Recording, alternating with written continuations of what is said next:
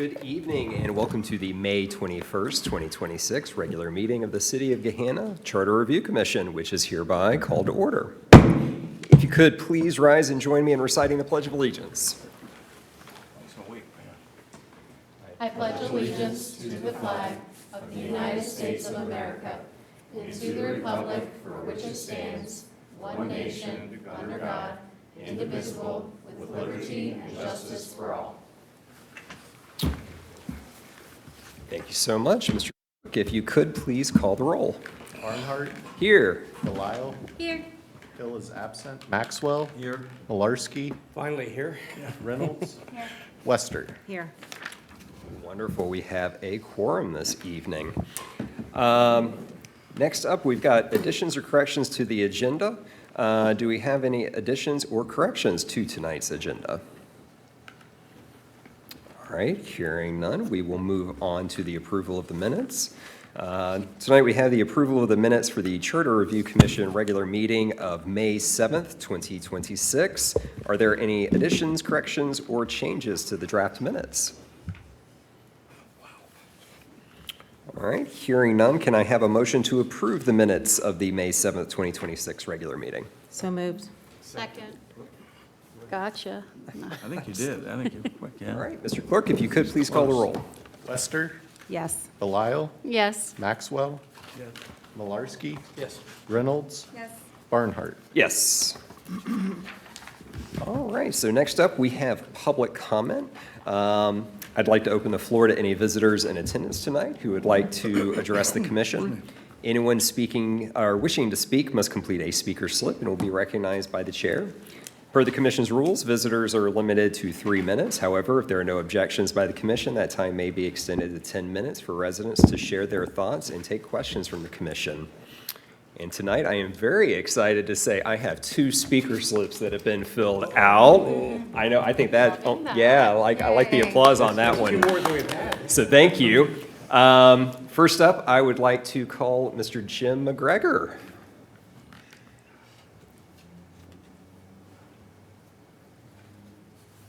Thank you, Mr. Chairman, members of the commission, Madam City Attorney.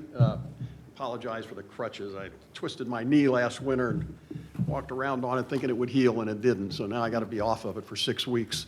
My name's Jim McGregor. I've lived here about 50 years. I was mayor for 18 years between 1983 and 2001.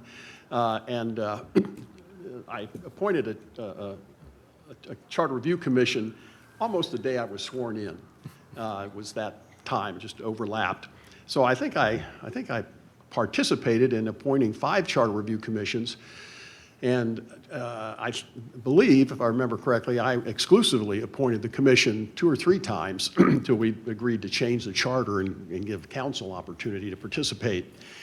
I think the charter is such an important document. We don't maybe bring it up enough and emphasize it enough, but it is our founding document. It should have a strong, aggressive structure. It shouldn't be cluttered by trivia, unimportant items. I'd encourage you to look through there. One that always comes to my mind is requiring the mayor to give an annual State of the City.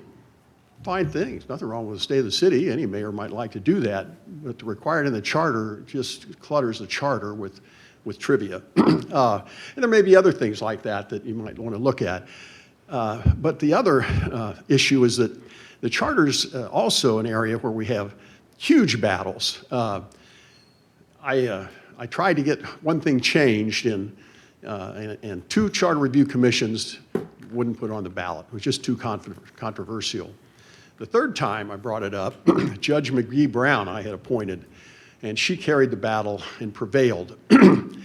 I served on the State Jail Advisory Board for many years, and we were invited, not invited, we 3 of us as a tribunal went to Cleveland Heights to adjudicate some violations that the city had created, and we were going up there to, it was our due duty to do that. The city was an urban area, but it was very monolithic. And over the years, that all changed. It became a very diverse community.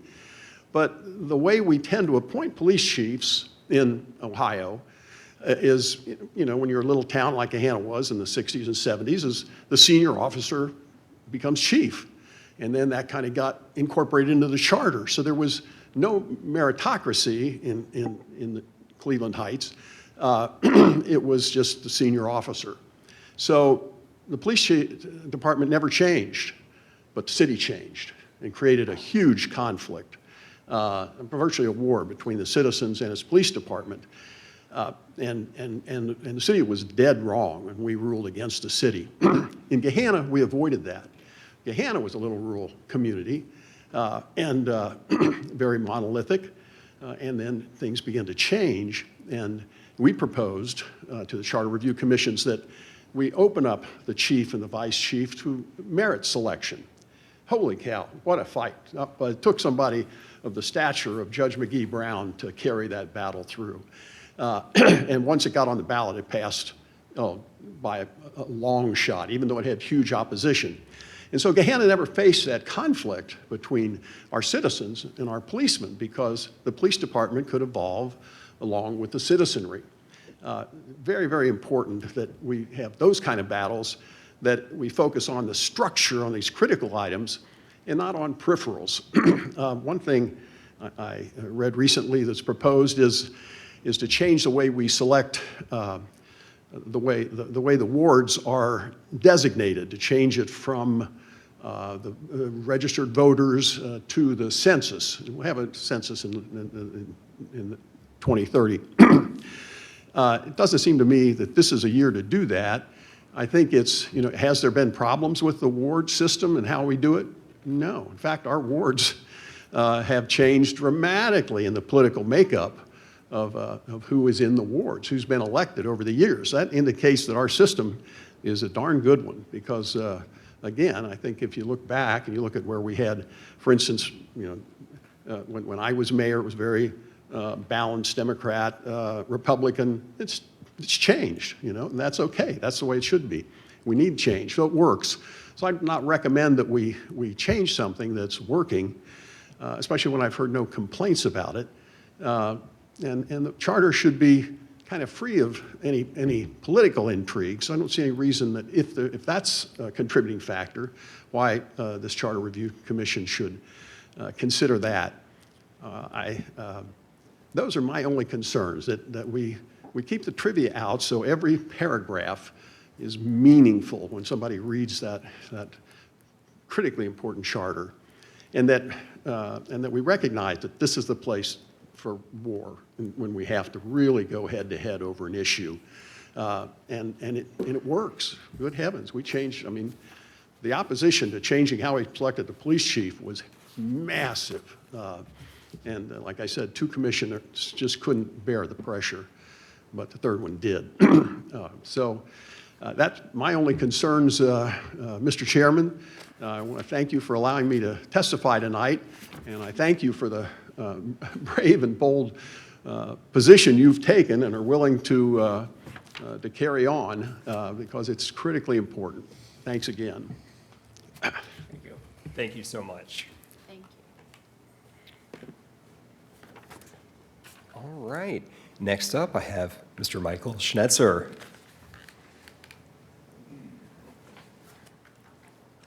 Thank you. I'm not the master wordsmith that Mayor McGregor is, and so I have some written comments. I have done my best to condense it to 3 minutes or less.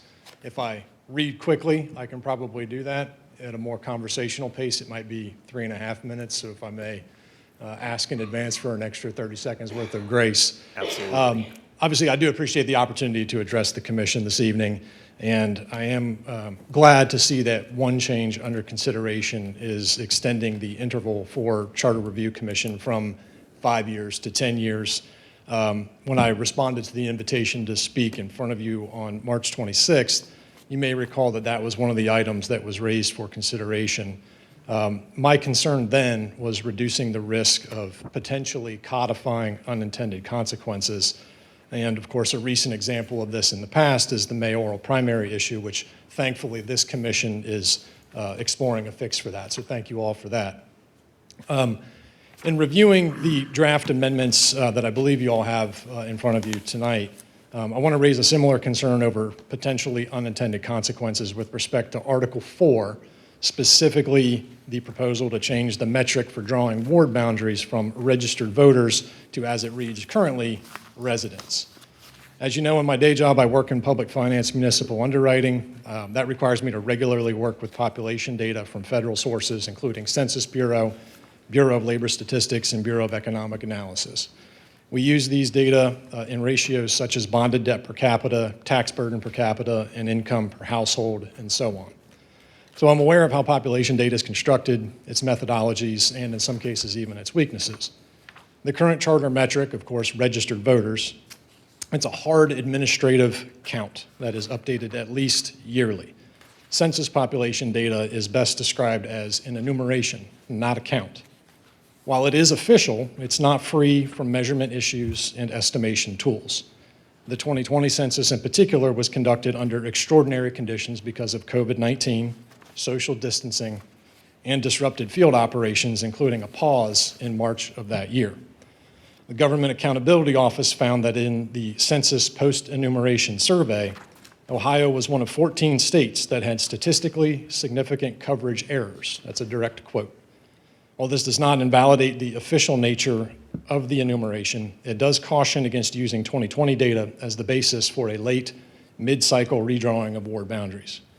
That is especially true here because the only election this change would affect before the next census cycle is the November 2029 ward election. All other intervening elections are citywide. A mid-cycle redraw would use nearly decade-old 2020 census data affected by documented coverage concerns for one ward election, only to risk another redraw once the 2030 census data is available. Now, I've been in your shoes as a decision maker, and I hate to present a problem without at least considering a solution. So as I see it, the Commission has basically three paths forward on this particular topic. First, the Commission can leave the current registered voter language in place.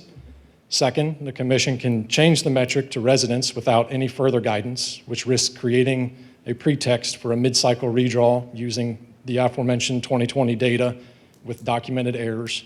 Or third, and most consistent with the best practices approach that Professor Zamamra discussed, the Commission can define the metric, identify the data source, set an effective date tied to the 2030 census, and specify the threshold or dispersion criteria for when ward boundaries should be redrawn. Other Central Ohio communities have such dispersion criteria that can serve as models. Ultimately, should a change be made, that third path likely best eliminates the risk of unintended consequences that could be detrimental to the community. And with that, I thank you for your time this evening, and of course, thank you for your continued willingness to serve the community. Thank you so much for your comments. Really do appreciate it. All right, Mr. Clerk, did we have any additional speaker slips tonight? No, sir. All right. I'm just so happy that we had some folks come and speak to us. It's the little things, the simple things. All right, so we will continue to move forward into unfinished business. We have our proposal inventory review and deliberation tonight. So tonight, the Commission will begin reviewing the proposed charter amendment language that was prepared by City Attorney Tim Larison. So thank you so much for getting that language over to us. You're very welcome. Sorry it was this morning. It was a bigger lift than I had anticipated. You know, So- it was a large number of ballots. So I'm impressed that you got it done by this morning. So thank you. I wasn't expecting it for this meeting, so congrats. Thank you. I wasn't. Yep. Good job.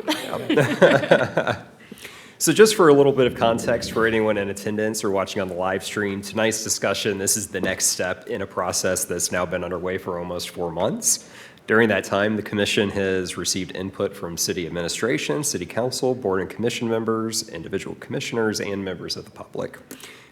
We've conducted education sessions, reviewed submitted proposals, and applied a deliberation framework scoring potential measures, and have worked to narrow the proposals into a more focused set of draft amendments, which we have before us tonight. So tonight's meeting is really to begin working through the draft language, identifying questions and concerns with that language, and provide feedback to the city attorney for any refinements. This is an important step, but it's still not yet our final step. My expectation for tonight's work and our discussion is really just to help identify where language needs to be clarified, revised, or narrowed, or otherwise adjusted before the commission considers taking any formal action. So the intent tonight is not to advance final ballot measure language, but rather just continuing our substantive review. So any future vote is based on the language the commission has had a meaningful opportunity to evaluate. So with that framing, let's move into working through the proposed language. I would ask, just as we're kind of talking through these, just sort of for mental framing, that we focus our comments on really a couple of things so that whether or not the proposed language accurately reflects the commission's prior discussions, whether anything needs additional clarification, and whether there are any legal or practical concerns that should be considered before bringing back revised language. So if anyone else has any input, I think that we should really just kind of dive in and go one by one and have some discussion and see what how the group has interpreted the language and what kind of comments we have. So we'll take it from the top. We have, this is for section 301 of the charter for election and term. This is for the mayor, and this is for the primary language. So were there any comments, concerns, thoughts on that? Now, again, in the reasoning, so when we come up with what we want, okay, how will it be presented like this? Or will there be a reasoning also? Yes. Yeah, I thought there was, I just haven't, I forget. I haven't. So the reasoning should be in the third column there. And I borrowed this from the chart, which was Chair Barnhart's work in progress. And so if there's any amendments there, happy to do that. I just largely input what was already on the chart. Yeah. He means Yep. this is how it will be presented on the ballot for Yes. the public. Okay. That's my understanding. That- Well, No? so the Not the Board of reasoning. Elections, we submit the proposed language to the Board of Elections, and they have their own format that would go on the actual like ballot box. I'm looking at Jeremy for confirmation there. Correct. So this is how it would be presented to council.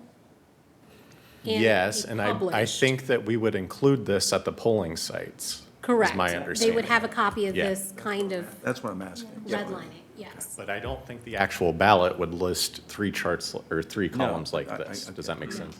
Yeah. So I would say that it's also important for us to consider that language in That's what I- that, that's what I because meant. that's where we have that, like, in a nutshell, what are we proposing here? And that may be more of what folks read Because than the actual language. as Ray or Mr. Malarski has said, cost is also a factor here too, in the reasoning.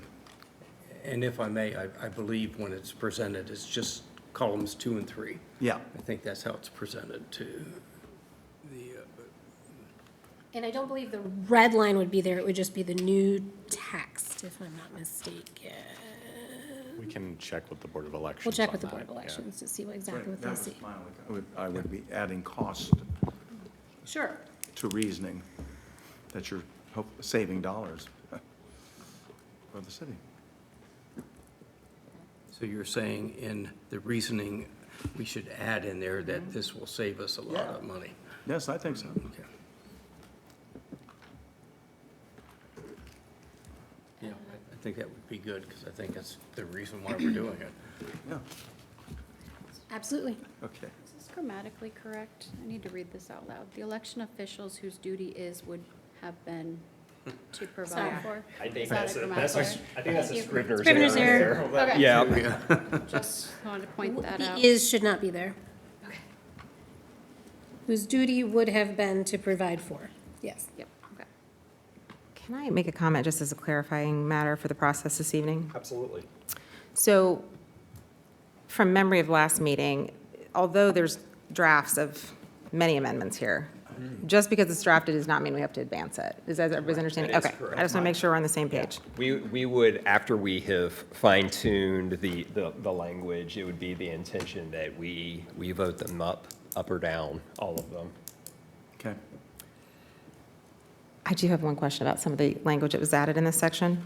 Yes. So beyond the first sentence that was added, notwithstanding, and then the second section beginning the election officials that Jamie just pointed out, that's got an is would. Yeah. That section, I'm assuming that's just standard because now it's a new process that those names would be forwarded to the next election cycle or the ballot as nominees. Is that what that's describing? Correct. So it would have to say, how do you get to the general election, basically? Okay. And so this is borrowed heavily from the ORC code that Mr. Malarski pointed out, that we're kind of mirroring that, except it's nonpartisan in Gahanna. And it's also mirroring the Columbus charter also, that has that same language in there. So I did, Okay. there was the question posed by Mr. Malarski if that was necessary. In my research, it does appear to be necessary language to bridge that gap between, okay, so whereas there's no primary, there needs to be some affirmative language that puts them on the ballot for the general.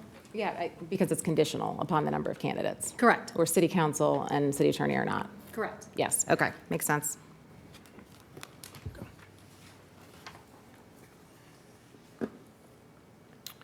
So we're going to ask to add, we're going to save money on the reasoning, right? Yep. Okay. Yes, I can add reducing significant expenditure of funds to effectuate the primary or something. I'll work on the language there. Or, reducing unnecessary costs or Sure, something along reducing those unnecessary lines. costs would be Yeah. great. I may recommend that where it says reducing administrative burden, you may just want to add in an associated costs. That And- might be the easiest way to do that. Do we want to say significant an associated significant I think cost? significant, yeah. Mm-hmm. Yeah, because how much was it from the last time that we had a, I believe it was about 300,000. Over that. 300,000. Over 300,000. He's our money man. I go with him. I would say that is significant. Or Jerry and I will split it, whichever. Okay. So I will add an associated significant expense, as well as aligning with the ORC. I had one question. So in the following section, in 3.02, it says a candidate for mayor shall be, this is for like the residency, a candidate for mayor shall be a continuously qualified elector of this municipality for 2 years immediately prior to the date of primary election. Does that need to be cleaned up if there is no primary election? Or can it just say if there, is tied to a primary election, even if one wasn't held? I think the date is still there. That's still determined by the Board of Elections as the Okay. primary date for the county. Okay. So I think that that is still a usable timeframe Okay. to be the triggering event for when the 2 years Okay, is counted. awesome. Because, the primary would be fixed, and then you would pull petitions, and then depending on the petition deadline, how many candidates had filed, then they would either cancel it or hold it. So the date will always be there. Okay.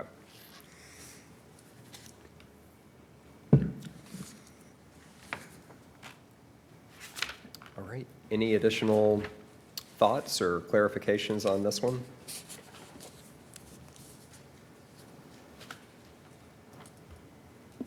All right, let's move on.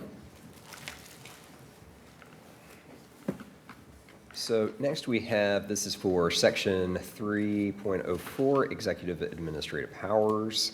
This one is to embed the strategic planning requirement into the mayor's executive duties. Before we Unless dive into discussion there, I just want to point out that there were a couple different versions of text that were Yep. included in discussions. I used the original proposal by the administration to draft this language, but I'm here taking notes if anybody wants any additional or changed language there. I will have something to say about it, but I would like to hear Chair Barnhart's point of view first, since it was your baby. No, I generally do think that I think there is some value in the simplicity of how it's actually drafted, because I kind of went back and forth. Do we want to try and be a little more overly prescriptive to address some concerns? But at the same time, after, further thinking through it, I think that the most prescriptive thing here is the annual progress report to council, and then, as needed, the mayor being able to initiate a process, but all of that is still subject to appropriations for council. The discussions have to be there. I think the simple language, in my opinion, accomplishes the ultimate goal, and I think that the checks and balances are there without trying to be more prescriptive. And that's kind of, after going back and forth on it and trying to take into account concerns, I actually think that this language is pretty solid. I have a couple clarifying questions on the language when I read this. Yeah. So the first part of the addition, the mayor shall cause to be prepared and submitted to council a strategic plan for the city that provides the public an opportunity to comment on the plan. So there's no time frame associated with that. How I read that is that there should always be a strategic plan. Am I missing something on that? And does it need to be? I think that is the intention there, that there should be a strategic plan. Okay. And then annually, the mayor shall issue a report of the progress made in achieving goals and objectives of the strategic plan. Goes on to say, shall be updated as needed. So like you said, some flexibility there. And such updates shall be submitted to council for review, public comment, and adoption. So the way this is written is issuing a report would be annual. Correct. And then when the mayor decides an update is needed, council would need to adopt, and there would be a public review process. Is that correct? Right, and that would be, I mean, there would have to be funds appropriated to actually engage in a update. So I think inherently that makes it a collaborative process between the mayor, administration, and the council to be able to achieve those goals. And I think council can pass an ordinance saying we want the mayor to give us a new strategic plan. Yeah. So I think either one, the mayor or council, can do that if it's needed. I like the way it's worded because it's very flexible. Correct. Again, not commenting on the merits, just on the wording.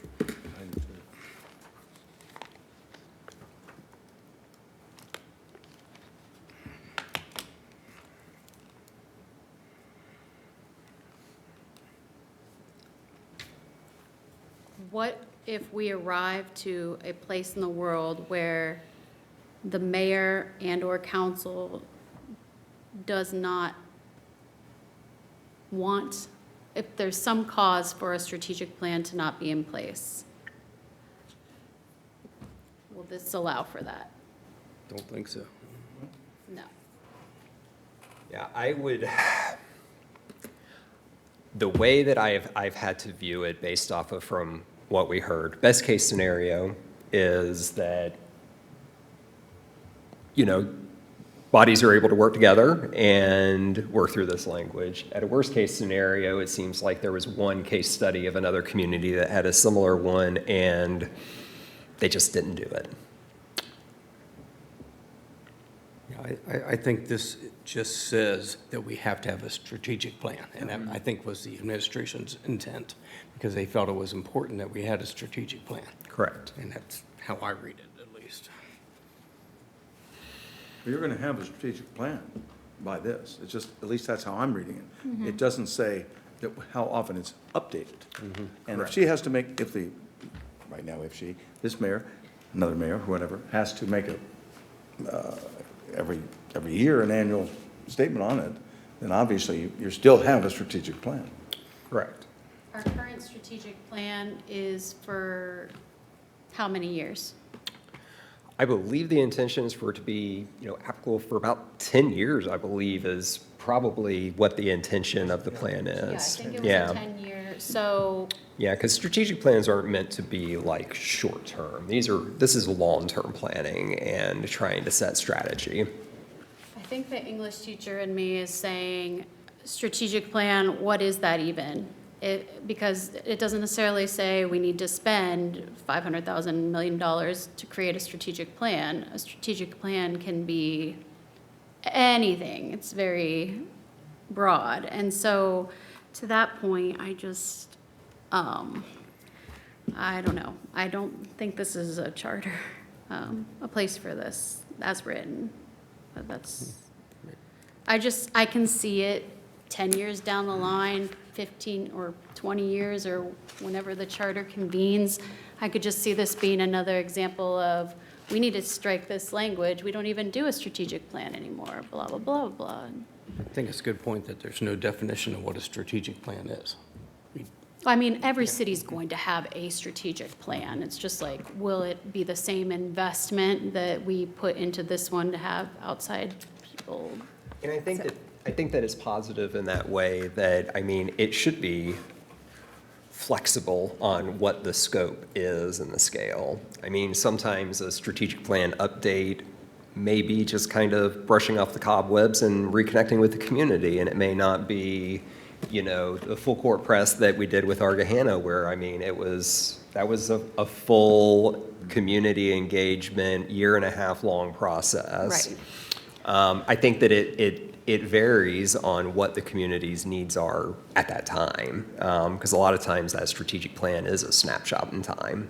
Yes, but because it's so ambiguous, will people look to our charter and try to define what we meant by this language and whether the city's bound to recreate or reinvest in a strategic plan the way we had when this amendment was created?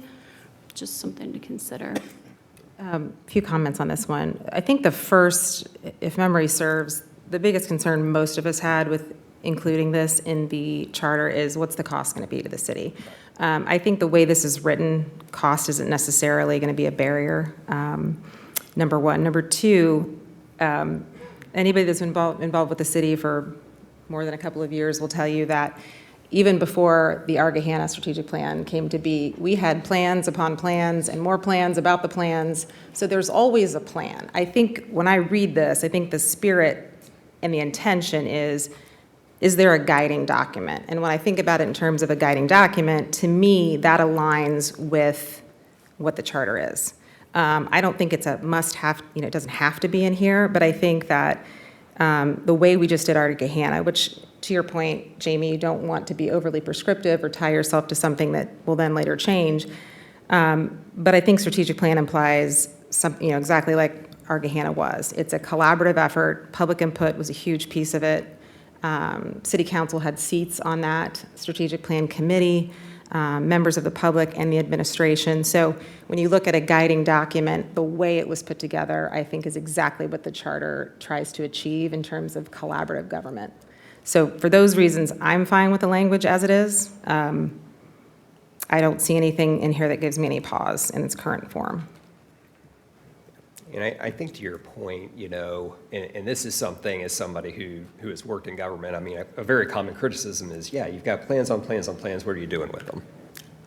And I think that the directive for the mayor to issue a progress report, that's a key accountability mechanism in there, because the mayor, who is the one who, you know, runs the day-to-day operations, manages the staff that would actually be in charge of implementing that plan, would be providing regular reports and being able to say, what have we actually done to implement these goals? What are the KPIs that we're trying to meet? Where are we on that progress? So I think that that's kind of the accountability check, to be able to make sure that if you have a strategic plan, there's public accountability on how are you actually doing something with it, and then not having those plans that are just on the shelf. I think also if you define it, you're actually being too restrictive, quite frankly, because that can change a lot. Yeah, and a lot of times, I mean, you're Like working. our Gahanna. I mean, that's totally Yeah. different than some of the things we've done before. Yeah, and I mean, honestly, I mean, the strategic plan, I mean, you're looking at long-term direction, but I mean, it's something, it is a snapshot of, you know, your community at that time and what the needs are. So, I mean, it is inherently kind of a flexible document as well.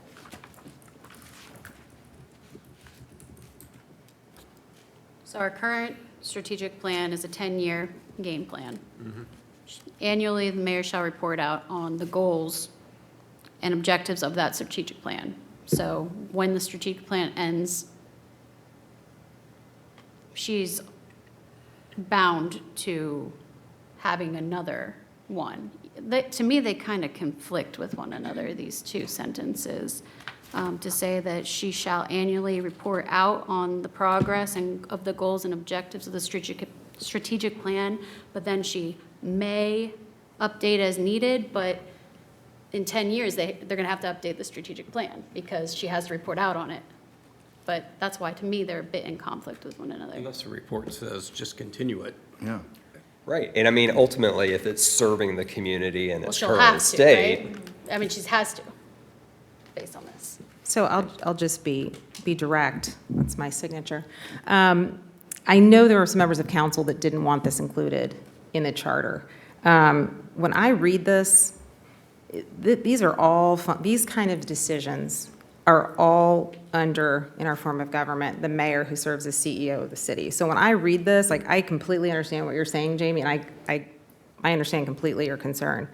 When I look at this, though, this is putting on the mayor's shoulders the power and authority to be strategic and collaborative. So when I look at this, I'm like, this is exactly what he or she does. So I don't have any pause on this. I understand what you're saying. I will, anybody that is completely against the idea of a strategic plan, I would say, well, why is that? So the question is, okay, strategic plans are great, but does it belong in the charter? So I think that if this were more specific, I would probably object to that. This in its current form, I don't feel is too specific. I know there was a draft that Chair Barnhart sent probably in March that had some date, like 60 days and timeline constraints. You know what? He got excited. I went down a rabbit hole there. I was on spring break and I called him and I was like, Ethan, calm down. No, I didn't say that. So I would be Team Jamie here if it had really specific timelines, because adoption by council, there's a process to that. There's committee and adoption, first reading and second reading. So that is not here. So I'm okay in its current form for those reasons. But I understand your concern, Jamie, about time constraints, flexibility for future administrations and cost. This form, I feel, avoids that and kind of is over the target. So just some extra thoughts. And my understanding is we're just looking at the wording and whether we find it Right. acceptable to talk about. Then we could discuss these issues, whether we should do it or not. I like the wording if we're going to do it. I'm not even saying I'm going to vote for it, but I like the wording because it is very flexible. All right, any additional thoughts or input on this item? All right, let's keep on moving. So next, this is qualifications for mayor, council, department of law, aligning the public office conflict prohibition, and having all three offices governed by the same disqualification standard, removing anomalous carve-outs. Thoughts? Mr. Malarski? I really like how it talks about the conflict of interest and how it makes all of them very similar. I thought that was really good. I did not see where the qualification changes were. I know we have talked about making them all the same, but this still keeps them at 2 years, 15 months, and whatever. So it doesn't make any changes to the qualifications, which I'm okay with. But did we want that? Did we want changes to the qualifications? I think we had That out. at the last meeting. Much to my dismay, I may add. Pressured from the right. I kind of, I'm not over that. Not at all. okay, I get it, I get it. okay. Hey, win some, lose some. That's right. I'm gonna probably lose on the strategic I'm being plan, quiet so- about the strategic plan. That's all I'm trying. We did, That's what we're supposed to do. Just until we get to that portion, Mr. Malarski. So I think where that detail, right, it's because the way we had it listed in the inventory, it was a separate section specifically with the requirements for residency. So I think that was kicked out, but these others went through, and that's why it was drafted. Correct. Is this specific language typical, or did you create this yourself?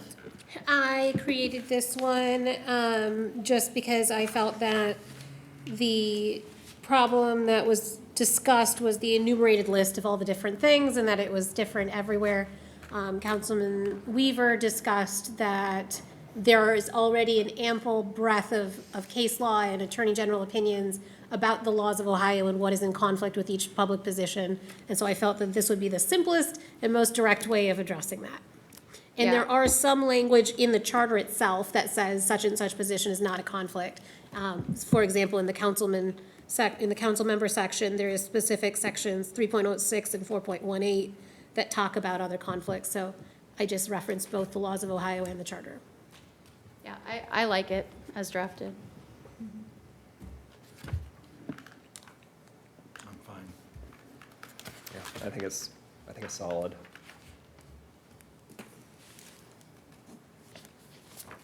I wrote good on all of them. Okay. A rousing endorsement. Ray does his homework beforehand. He sure does.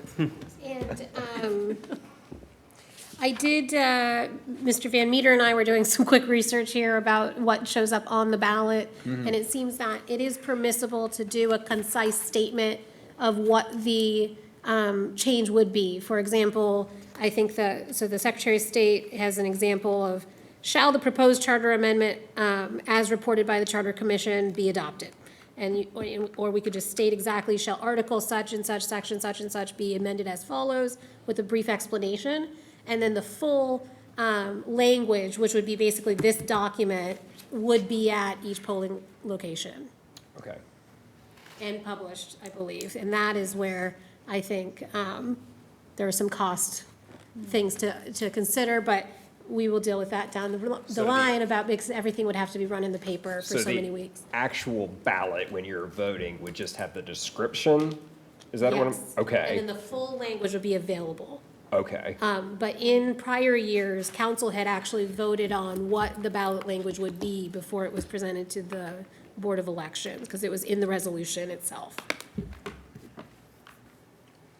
Okay. So I'd say that we need to be very thoughtful about the reasoning and that one sentence rationale on the description. So I would just say, let's do some homework before our next meeting and everyone give some good thought on that, because I think that's just as important, if not more, to an extent, on how we're communicating what we actually, when we do send things to the ballot. Yep. All right. Did we have any additional comments on the last item we were just discussing? Sorry to divert. Oh, you're fine. No, I appreciate that. All right, hearing none. We're moving on to section 4.02, composition and term. This is the ward language for a registered voter basis to a resident population basis. You nailed it. That one word change. You did it. I would note, though, to touch on Councilman Schnetzer's comments, there is also a code section that goes along with the charter amendment that defines how the wards are balanced. And so that dictates the frequency of rebalancing and the method to be used. So I just want that to be noted too. one more time? There is a code section also. I had it pulled up here and then I was looking at something else. Let me find it So does the again. code section, is that more prescriptive on the actual process on redrawing the wards then? So it's 105.01, which is the definition of division into wards. And so that is an ordinance in our code that says that the city of Gahanna redistricts its wards in a manner equitably balanced as to present population and voter registration statistics provided by the Franklin County Board of Elections and the city of Gahanna records to prepare for the election of council members to be elected from wards in the regular municipal election in 2013 and every 4 years thereafter. So this ordinance that was passed in 2013 gives more guidance. And so it is 100% within the purview of the commission to say, put the guidance right in the charter. But I just wanted you to be aware that there's also code language that speaks to this as well. Sounds like it Could I- conflicts with this, because it Well- mentions residents, and then it also, Yeah, could I want to interject here for just a second. This particular amendment, this one I feel like has meandered all over the place. I've got some prepared remarks here I would just like to read through if that's okay. So here I go. I just wanted to speak kind of more formally on this issue. I work pretty hard to be objective, nonpartisan, open to differing opinions on all matters, and for the purposes of this commission, new framing or data on amendments.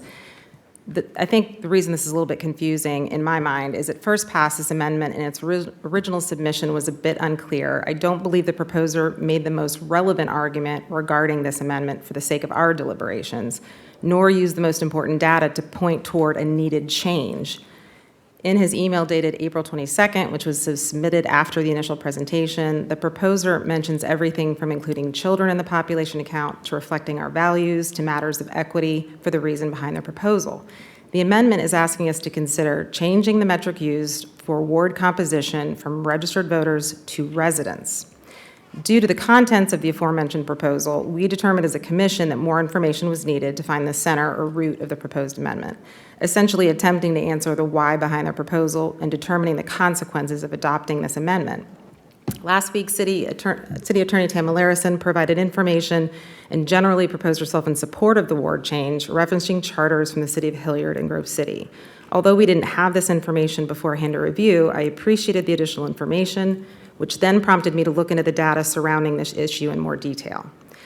Of the 15 suburbs commonly associated as being in or part of Franklin County, only 5, Dublin, Gahanna, Grove City, Hilliard, and Reynoldsburg, use the ward system at all. Of the 5, we're the only city to use registered voter data per the charter as the metric to determine equal ward sizes and composition. All other municipalities use the word, quote, population. For that reason, I do not think the language, if we choose to move forward with this, should use the word residents, as it's not very clearly defined.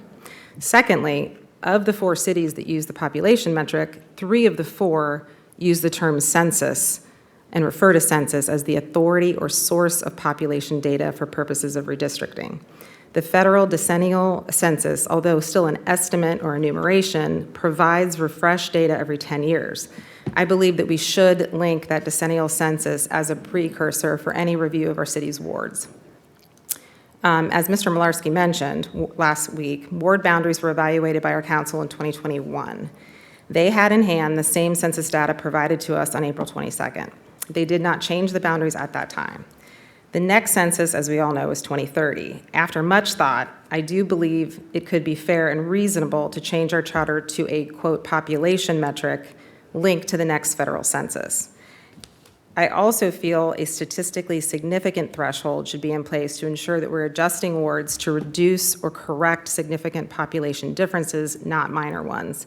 In both charters of Grove City and Hilliard, a statistically significant threshold must be met to trigger a change post-census.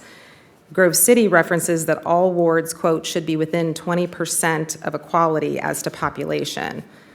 Hilliard's charter states if the results of the federal decennial census reflect an increase in the overall population of the city by at least 20% from the previous decennial census, then council should redivide the city into wards, et cetera.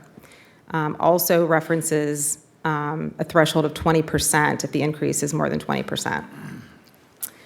It's my recommendation with the language that we switch, we do not adopt the word resident, but possibly evaluate the word population, as our peer cities with this amendment do, reference the decennial census as a source of population data, and require a 20% threshold in disparity between wards be met in order to warrant ward boundary changes.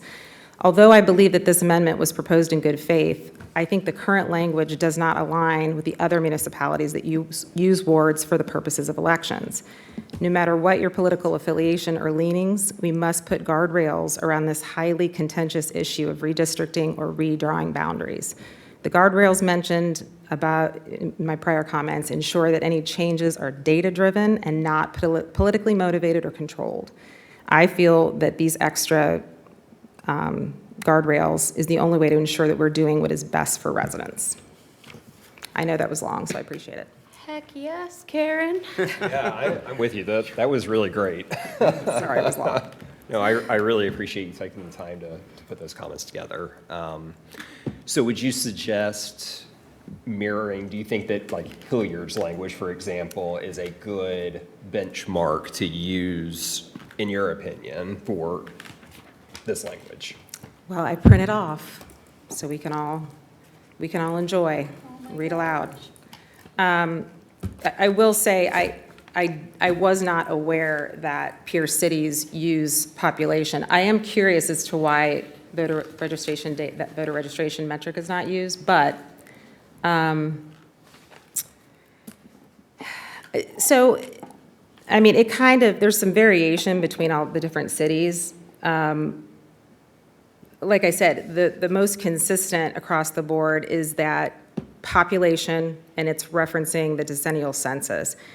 I would argue that I actually have some proposed language we can look at. I can pass it out to you guys. I'll read how I think it should read, or just as a starting point, based on my comments that I just submitted. I have the geographical, if you look at the amendment, where the sentence beginning, the geographical definition. So from that point forward, I've adjusted it. The geographical definition of the areas will be balanced based on population as determined by the federal decennial census beginning in 2030, and then only if there is a disparity of 20% or more in population between the largest and smallest wards. This will be established by ordinance, taking effect 60 days prior to the petition filing deadline for the election of members of council by wards to remain effective for the term of the positions. Some of that came from Hilliard and Grove City. But that's what I would, speaking to my goal of putting some guardrails on this, and Mr. Malarkey might be able to speak to this, but it's not an easy lift to redraw wards. It's quite a process, and then has to be approved by Franklin County Board of Elections. So I don't know, the 2021, I don't know if you want to speak to that or how far that. Well, we didn't redraw anything, so nothing happened. Was there just discussion and meetings and then nothing was advanced? And they decided it was Yeah. still relatively equal. Yeah. So from what I've been told, I don't know if it was in 2013 or 2014, the prior. 2013. The last rebalancing. I think that was quite the process. So I don't know the exact, I didn't pull up all the minutes, but I guess my concern is because census data is an estimate anyway, we can never align it perfectly. So using a threshold to trigger the work involved with redistricting or redrawing the boundaries, I think is important. When we talk about 20%, most wards, if you guys remember on the email submitted in April, they all range from 8,100 to 9,200, somewhere in there. So 20%, we're talking about 1,600 to 1,800 people. We're not talking about the city of Columbus where it could be really significant. So. What's the rule currently? Is it an ordinance, or how do we determine what's the parameters for changing or redistricting right now? It is unclear. Okay. Some interpretations of the code say that it should happen every 4 years. Yeah, that's what I thought you Preceding said. every ward election. Yeah. However, it is not that clear to say that's definitively what we have to do. And it has not been done since 2013. Okay. So I would argue that having more guidance is better than having less in general. So it can either live here or in code, but if this is kind of, if it's necessary language, then it should live in the charter for sure. And, this language can absolutely have an effective date of 2030, and is just specified because everything else is specified based on a specific year certain and then so many years thereafter. So it can certainly be 2030. I would probably recommend that because the census data is gathered every 10 years, and the municipal elections are every odd-numbered year. And if I am correct, it should be 2033 is the next ward election after the census data would be released. I would recommend 2031 to be the time to start venturing into redistricting so that you're well before the 60 days of the ward election. And it would give time to do the GIS data and get the census data, et cetera, before 2033. So I would say 2031 and every 10 years thereafter. So that would be an outlier from the other charters that speak to this in that manner. They do not, they reference the 10-year census, but don't say, you've got to review it within X amount of days. So the only thing is the one I included with established by ordinance taking effect 60 days prior to petition filing deadline for the election of members of council. So in that, That's remnant language. say that again? That's remnant language. That was in the original charter. Yes, okay. So how this reads is it would still be done before the filing deadline of ward elections. You know, my concern with putting a year where it would start is COVID. I mean, things were delayed. That was a big push with communications. Push, what? I thought you were proposing that it start in 2030. Was that not how your After- language read? Beginning in I'm sorry, the federal decennial census beginning in 2030. So I can. Okay, so you meant that 2030 after. census. Yes. Thereafter. Yes. That's fine. I should, I'm fine that with should, that. that can change to after Whatever you 2030. decennial census thereafter. Beginning Sure. with the release of the census data, yeah. Yeah. And I trust you're going to send me that because I was trying to write, but I could not write as fast as. Yes, absolutely. I will say, you know, if we want, again, because we're reviewing language, not necessarily voting on advancing, you know, my initial concern with what are we trying to fix here, I don't know that I have an answer to that question. As former Mayor Jim McGregor stated, when you look at the current data, there is not a large disparity. I think no matter how you do the math, it's somewhere around 13 to 14% between the largest population ward, which would be Ward 1, and Ward 4, which to my surprise was the smallest. So it's not, in my mind, significant now. However, when I dug into this further, we are an outlier with the way we determine the metric. Our metric that we use is not common. So, you know, I guess it depends on what threshold we're Is that using. right or wrong, though? That's the question. That's a good question. I don't know. Just because we're an outlier doesn't make it wrong. Yeah, I mean, I'm open to what you guys think about the data provided, but in my mind, the reason I went through these comments is I feel like we were kind of all over data with this one, and so I'm just trying to kind of wrap our arms around, well, what are we considering? I don't know if we need them. Yeah, I like what you said. Let's go that route. A motion, I don't know if there needs to be a motion for that, but I'm with Karen on this. Yeah, I like the language change. Anybody else? Oh, I was going Ms. to say Rose? one thing. When you were, and Karen, you may have said this, but I didn't catch it, but you said the geographical definition of the areas, you took out ward. Did I hear that right? Say that again? Is So it when you referring to started, ward? when you were making your changes from the draft, Say that. you said the geographical definition of the areas, you took out ward. Was that specific, or was that just a mess? I'm trying to find the original, hang on a second, I've got everything. I want to see the original. Wait a minute, is that the right one? We got too many pages. So I started, ward areas, no, that was a typo. Okay. No, that should be in there. Okay. Yeah, I don't have any issue with that, obviously. Can you give me that section again, please? 105.01. 1.01. Yep. And so it says it should happen every 4 years. and Well, even kind though of. the It cen- implies. Even though the census is every 10 years, so there'd be two of them that would just be meaningless because Oh, no, it so- wouldn't change. To be clear, right, there are several of our charter amendments that would require subsequent code changes to be in compliance. So this is one that I believe, if the charter amendment passes, the electorate has a substantial amount of votes to pass, then we would need to make our code compliant with that. So 105.01 would then be amended to mirror or be in compliance with the charter. Do you know why they picked 4 years back then? Because that's when that's how often the wards come up. Okay. Is That's the best crazy of my talk. understanding. Okay. The other thing I'll just add, I apologize for speaking so much on this, but I did some digging. So what was interesting to me is a couple of the cities that are not landlocked, they kind of included other language about significant population growth and adding additional wards and things like that. So I think every 4 years, Gahanna just simply doesn't have that much housing added. Sure don't. Yeah, so when you're looking at a landlocked community, like the one I grew up in and the one I live in now, I just don't know that evaluating it more often than every 10 years is really going to be an effective use of time.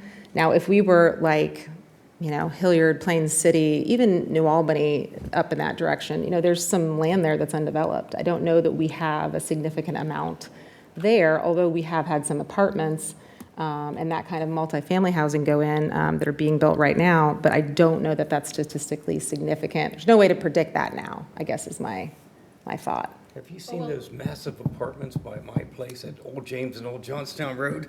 I think I 7 actually have. buildings, Would 3 you like to stories know how tall. many units are in there? I think I did that 300 some, I research. think. I think I did some research on that. Let me look here really quick. But the likelihood of actually having to rebalance is low because of that. And so is it really a heavy lift to look at it every 10 years? You just kind of, oh, Yeah. there's the data. You're saying there's no problem with doing it every 10 years because of what is that what you're saying? Yeah. Yeah, because if there was a problem, we probably should consider redistricting, right? But if we look at, I mean, I think the way you had it worded kind of fits what I believe the proposal was, getting at, which is being all-inclusive and to align with charters, peer charters. But I don't necessarily see your devil's advocate point just now that it would be a problem. Okay, so as far as the wording goes, are we changing anything other than the word residence? Yeah. Yes. I think we're, Yeah, I think that if there is a consensus here on the group, based off of Ms. Wester's language, I think that it would be appropriate to amend it and get another draft based on that. And I feel like I've heard some consensus here. You can pass these down if you want. That helps. Here. I do think, and I really do commend you, Ms. Wester, for the work that you put in on this. That was exceptionally well-researched and thought out. But I would be in support of wanting to see the changes made in lines with what Ms. Wester's proposed, because I think that I think it actually aligns pretty well with Mr. Weaver's suggestion, because I think that some of that was just like, I think that there was, my interpretation of the rationale was he kind of had like a values-based rationale. You're wanting to be inclusive of everybody living in the wards, and that should be represented. But I don't know if there was quite the problem-solving, like what's the data on why we're doing this there, and that was kind of lacking. But I think that the solution that Ms. Wester's proposed, I think it achieves the values of what was suggested, and also addressing a problem, at least in my consideration, that you don't have like those triggers to actually look at, do these need to be rebalanced more consistently, because there's a lot of ambiguity there. So I think that this proposal, at least in my opinion, I think it really marries the intent and the values intent along with actually problem solving. So I really appreciate all that work. So we're saying that we should change residence and add this definition. we would add, so to the part, my understanding is the part of this that starts with the geographical definition of the ward areas, we would just replace what we currently have with what Ms. Yeah, Wester from more or that. less has. Yeah, from that point on, it would just be what Yes. the language Ms. Wester's Part up proposed. here, I right mean, that's above what it. that's what I would propose if we want to move this forward. I did, a very important word I'd like to add, ward needs to be before areas in the draft I just gave you. Got ahead of myself there. I think this is a data-driven change, and so we need to put parameters. I understand the value proposition, but the fact of the matter is, I believe City Attorney Tam Larson mentioned this last week, that the Board of Elections won't approve it if there's some crazy disparity where one ward representative, represents 63% of the city. I mean, that's not going to get approved anyway. So I don't know that it would ever be shifted from a division standpoint where it would be inequitable. So to me, this is just what data are we using? How often should we review it to have effective, balanced wards? And you said that 20% came from 2 other city charters? Yes, I can give you those as well. Actually, one doesn't recommend, it doesn't trigger adding of another ward or redistricting, so to speak, until a 40% growth in population occurs. And I believe that was, I don't know if that was Dublin. I'll find that, but I think that this is a political hot button to some degree, And I think that what we've, nationally is what I mean, and I think what we've stuck to throughout this whole process is we want to be data-driven, we don't want to be partisan in any way, and we want to do what's best for residents. So I really tried to look at, well, what do these communities say about that and why? So what I see is guardrails that aren't going to allow for a lot of over-analyzation and moving with insignificant stats. I agree. So I think I'll ask, is there any objection to doing a rewrite in line with Ms. Wester's suggestion? Does anyone object to doing that? Because I feel like I hear a strong amount of consensus, but I want to make sure if anybody feels strongly that they have the opportunity. All right, I think we have our direction. Awesome. And thank you again, Ms. Wester. You're welcome, appreciate it. All right, we are going to continue moving on. This is section 4.12, legislative procedure. This had a couple of things, removing Robert's Rules of Order carryover clause, about quorum, and then also aligning consequence for improper voting abstention with due process framework in 4.07. Thoughts? What Robert's rule are we abandoning to change this? I don't understand what we're doing here. This was part of Councilwoman Bauer's presentation, that the phrase "a quorum to transact," and then a lesser number may adjourn from time to time. That language is old Robert's Rules language, and in fact, less than 4 members would not transact business, right? Because it would not be a quorum. Right, they could So- still adjourn. I don't understand what's wrong with it. That's what I'm trying to understand. They can still meet and still talk, but they just can't That's act. true. Sure, but I don't think that That's what the purpose of this is. It says you can still get together, you just can't. this kind Vote of on anything. implies that they would be getting together to discuss council business, and No, I don't think so. if not, then without it, I think the same is true. Anything less than a quorum can meet at any time. So why get rid Isn't of that it? what isn't that what it's saying, though? Yeah. why It's get just rid of it? stating that I don't know that that's clear, council quorum to contract. but I a was not the lesser- proposal of this. I copied this verbatim from Ms. Bauer's presentation, but that was my understanding of what she was trying to get at. Right. I get that it's potentially cleanup. I'm not clear of the problem that's being solved with it or where it has been a problem. I agree. So that's where I'm kind of like, I'm just not quite sure what we're trying to accomplish with that language. I Was agree. this the one last time where we were all like, we need to review this? Yeah. Yeah, I think this was maybe, the one that maybe we just needed to view it. We were all We like, didn't talk about this one. Is that what you Yeah. mean? We didn't really discuss it. Yeah. we didn't discuss it because I Yeah. don't think any of us knew what it was talking about. Yeah. We need to talk about the second thing. I think that's pretty important. Go ahead, Ray. Yeah, let's jump in. Yeah, the exemption, I think it's good to clear that up because it's pretty draconian. But Right. Yeah. I think, I like the wording that's being used, yeah. The current language. You The think current is- language yeah, is, yes. I like the wording that that's presented as far as what we're talking about today. So the language as it is without this change, if a council member didn't state their abstention, they can consider them, or why they can consider themselves removed, basically, from council? Right. Is that, That's the part that I think. so this cleanup then gives you the process that's back in 407 would be for an improper abstention? Right. that Yes, correct? that Okay. is correct. So 407 is subject to removal, provides opportunity to be heard, and I believe have council present, et cetera, before you're actually removed from office. So I guess there's like some, I don't know if this is the right term, but like some due process basically Correct. on that. So rather than just saying, hey, you're out. It's, the way the current language is,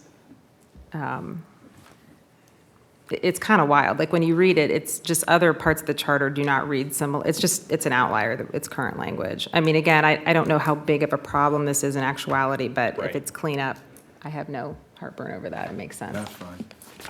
I feel like potentially, as opposed to the first part of this draft amendment, this one, if it became a problem, could be more severe potentially than the other. So while I think they're both maybe solving a problem that we haven't run into, I think one is potentially more of a Point. situation you don't want to get into, so. So when we vote on this, we could say, we could vote down the first part and vote yes on the second part. Yes. We're allowed to do that, right? I mean, I think it's clear to say we wanted to draft it and not have the first part, if that was the consensus I of the agree. group. Can I just add a little bit of background on the first part? So, I did some research here. So the rule that this is referencing is that if in fact a meeting was called and there was less than 4 people at the meeting, they could legally vote to adjourn the meeting and end the meeting so that a quorum could be reached in the future. That is what the rule is. So I don't know that that was an intentional strike. I don't know that I would recommend this specific change. Because we want that, right? We want that. Yeah, so you're. Yes. you're agreeing- So you're if there was an agreeing. unexpected absence and there was less than 4 people present for a board meeting, technically, that's not a quorum to vote to do anything, so you have to wait until you get a quorum.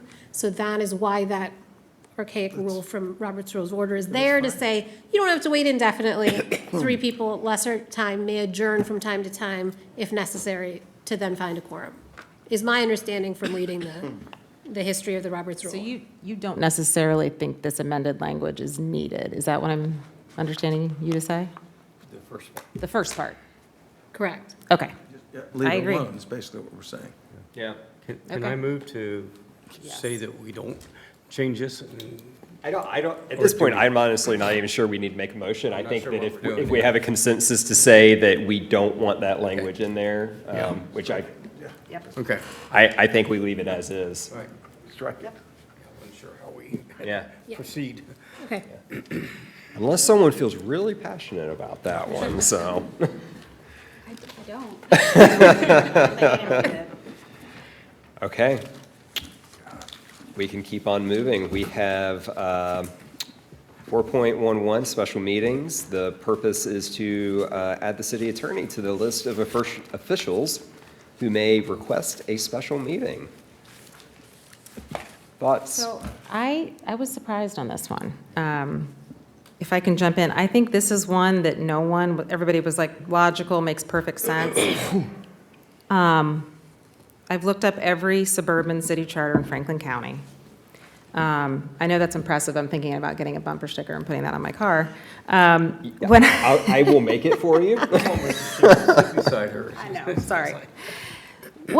So my question is to you, City Attorney Tam Larison. So no other charter in Franklin County that I found even mentions city attorney, either in the first section here in bold that they can request, and or the second it's not listed anywhere, particularly regarding having authority to call one.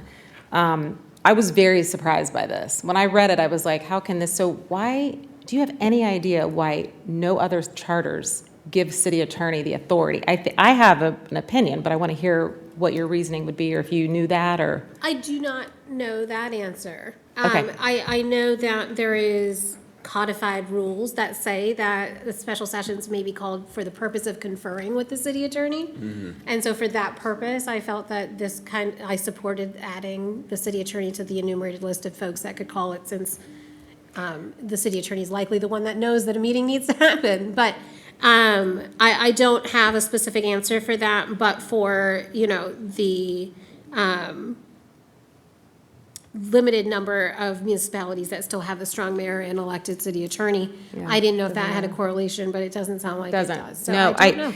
Again, I was earnestly doing research, and I was like looking, and I did the, Control F, and I'm like, how can this be? So not one other suburban charter in Franklin County, I think I checked 15 or 16 of them, including like Canal Winchester. None of them give explicit authority to the city attorney to request or call. No matter obviously what includes the two to three different forms of government, whether appointed, whether elected. So I would pause big time on this because that concerns me that no other city has done this. I'm just going to be completely straightforward. It's logical, but to Mr. Malarski's point, I think way back when, I don't know that it's ever been a problem that either one of you, current and prior city attorney, have suggested one to council and it not be called. So I would urge us to just think about this one a little bit more. But as far as the language drafted, we're good. Yeah. Okay. I'm against this, but the language drafted is good. Yeah. Good point. There's no issue with the language. I just don't think it's needed. That Language- was the easiest one on our docket. The language is simple and eloquent. I love it. Very easy. Yeah, it's great. Yeah. Right. I'm against, we're not talking about that. I'm not allowed to say that I was against that. All right, any other thoughts on that one and the language? Move on. All right. So the next one is a lot, but this is amending the administrative departments. Essentially does some cleanup based off of the 2021 charter amendment that passed. That would actually eliminate the requirement to have departments, certain departments, and be more in line, I think, with the spirit of what was passed in 2021, allowing the mayor to be able to do reorganization. So thoughts or concerns on that language? I think it mirrored pretty closely what the administration had proposed. So something jumped out at me, and so the listing, I understand the fundamental goal here is the departments, the way they were titled in 2021 in that commission and then voted in is they don't align with our current departments. That's a cleanup thing, and I completely agree. The listing is of functions. I know there's some departments that are not listed or functions that are not listed, but they're kind of internal facing, like administrative services is not listed. Mayor's office is its own department, that's not listed. So I guess my question is with this language, this is a good snapshot of all of the functions of a municipality. I completely understand that, but it's not completely inclusive of everything, of all of the department functions. So I guess this seems a little bit more general than what we currently have. So I just wanted to clarify, I don't know, talk to you guys about what we think, how this should read. I mean, I would say just from my personal experience with government operations, I think that what is listed are honestly like the core operations that, every government really needs to have to operate efficiently. Some of the other departments like administrative services, things like that, that's more of just an organizational way to be able to then administer these functions. Yeah, agree. I mean, the main ones, we always, public service, parks and rec, and public safety, the 3 Ps. I mean, no one else does that except for local government. So those things are covered. And I agree with you. I mean, to your point. So you think that was the goal here? Yeah, I think Okay. so. Yeah, Okay. just to make sure those core services that, these are functions, any government that I've worked in or Yeah. been around, this is what you do. Outside of that, there may be more, and I think that the mayor has the flexibility to organize how they need to be able to do these functions or any additional functions. Karen, are there any that you think should be listed specifically? Now that I'm reading it, so administrative services includes finance, human resource, and IT. So those are specified here. No, and to Chair Barnhart's point, I agree. If we're looking at, hey, this is, in general, this is what the city does. I agree that this achieves that. To your point, there could be a situation down the road where a form of government changes or a different mayor wants to change things again. And so if we try to include every department and list it as a function, we're back to where we started, I think. So that makes sense. Yeah, I think you want to be less prescriptive on the actual form, and you want to be more prescriptive about the function. Agree. So I'm good with the current. language. I think this strikes all the departments we wanted except for the Department of Finance. I'm not sure why that one's still in there. But I also thought we were going to put in definitions as to what still has to be done. Like if we strike the Department of Public Service and Engineering, we're still going to put in there that we need to have something that accomplishes that, even though it's not called a department. I think not calling it a department is what the purpose was Right. here, but I thought we were also going to put in language that said, but you will have a department head that handles this stuff. Yeah, I think that's where the first part of the language here says the administrative function of the city department shall include finance, human resources, IT, court services, public service, engineering, planning, parks, economic development, public safety, and emergency management. So those functions are prescribed there in that first section of the language. And then I think to your point on finance director, I think that is a little bit more prescriptive. It's not actually talking quite as much about the department, but that you would have a finance director. And I mean, they have a higher responsibility, fiduciary responsibility to the city, and it needs to be a little bit more prescriptive there. And I think that's why that language was included. Yes, so the Department of Finance is stricken, right? 5.04 is repealed in this red line. The language about the Director of Finance is that language is just moved from the department category here because the definition as the Chief Financial Officer is a necessary designation. The Chief Financial Officer, I believe, is a necessary designation within our code and charter. Okay, but we should get rid of the term Department of Finance, because that's, the whole purpose is getting rid of departments. and Yeah, just where do you saying see that this Department is of what we're gonna Finance? do. It does say, it says Director of Finance, so I can see where there could be a connection. If you're a Director of Finance, then you're thinking therefore you're a Director of the Department of Finance. So change department in the title to director. Where, I still don't understand where you see department. Mine is the current language, she wants to change it to this. Okay. Yeah, you're, I was like, Thank you're goodness saying that. Thank goodness I got it. Yeah, see, Well, it does say Department Yeah, I'm looking at the Directors. wrong one. I apologize. Okay. So I was like, where are you seeing Department of Finance? So I think, right, Right there. Yeah, I know, I'm crossing it out. under section 502, the first bolded word, department directors. Is that, did you read that? Before you get to the finance section? Yes. That, you've got a different cop. Is yours bolded? Yes, it is. Department directors, yeah, I don't, But I mean, it is separated. It's distinguished to say those are the department directors and then the director of finance. I mean, it is separated. I don't know. It could be unclear. and I mean, what was the other option? To be these city function, the directors of these city functions? I mean, I'm not sure a more concise way to describe what it's trying to describe. You know what I mean? So. Yeah. I mean, I think the reason this was proposed by the administration is it didn't make a lot of sense. How it currently reads doesn't align with our current departments, and it was like bolded, all caps department titles. So this is not meant to be a reference to a specific department title, and so if we're just trying to not do that, I guess this achieves that. Yeah. Yeah, it was very aggressive in the Yeah. charter. Must have these department heads. We may lose them at the polls on this one. This is one we would summarize. Yeah. It would simply be repeal the subdivision departments and recategorize them as administrative authority. I mean, that's it. That's good, because you'd probably lose me on this one. I'd tell you, I'd be falling asleep halfway through that. This is certainly one where we would use a summary. Tell us how you really feel. No, I'm just saying in terms of the length of that. I mean, I do think like having some of the rationale language, I mean, being Really?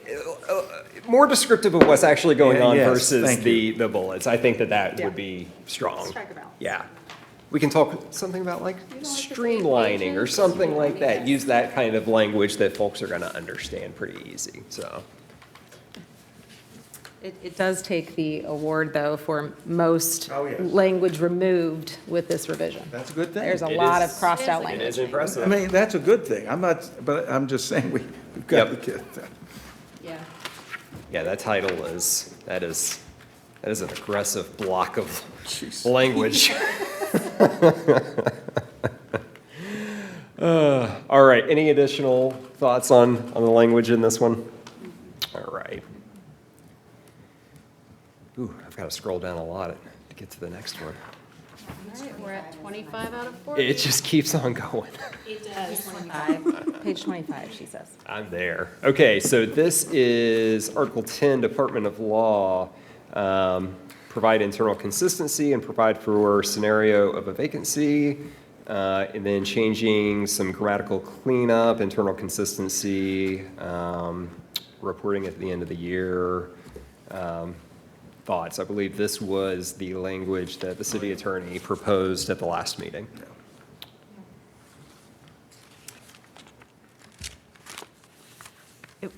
If I could, would you mind, City Attorney Tamara Larson, since you have not had an opportunity, this one obviously didn't generate from a public comment or from one of our things, would you mind, everything that's been changed, would you mind going through the reason for the red line? Yes. I thought I did that at the last meeting, but I can do it again. Did you go through all of them? Yes. Could you I just can do that. summarize and do Sure. that again? That'd be great. So the first bold change there is to define what happens between January 1st and 2nd, because the preceding paragraph says that if January 2nd is a Sunday, then the term does not start until January 3rd. And so for the appointment to serve only until the 1st of January leaves a day of gap. And so that's the only purpose of that addition there, is that if January 1st is a Saturday, meaning January 2nd is a Sunday, then the term actually would continue until January 2nd. Up above, it says they'll serve until the Successor attorney is elected successors and qualified. elected and qualified. It So- does, but then right before that, it says the term shall commence on January 2nd unless it's a Sunday, then on January 3rd. That's the part that was inconsistent. Ray, what do you think about that? Because this is an appointment. It's not a successor being elected and qualified. It's an appointment. And then when does that appointment term end? It needs to continue until the next elector's term begins. It's an appointment. Huh. So the That's beginning of in the that, event of a vacancy. Oh, okay. death, resignation, recall, or removal. So it's pretty specific. It's Yeah. very specific. I just wanted that language to mirror what was in the preceding paragraph. And then there is a gap in scenarios where if a vacancy was created after petition deadlines had passed, then they cannot run in the next municipal election. And so then there's nothing to say what happens in that event. And so this was to encapsulate that the term would continue until the next general election for which a successor may be elected. So would it be better to, instead of putting dates, use what they use up above and say that the appointment will serve until the city attorney's successor is elected and qualified? That Yes, that would be acceptable if that would be would- more. I think that would Yep. cover all that. I like that. That's good. Yeah. Well,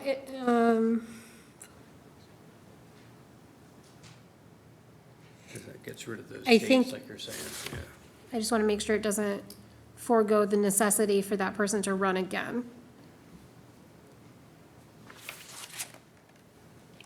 Because the purpose of this is to say that if you are appointed, for example, in an off year, so like right now, 2026, if there was a vacancy in my office today, that person would have to then run in the next municipal election.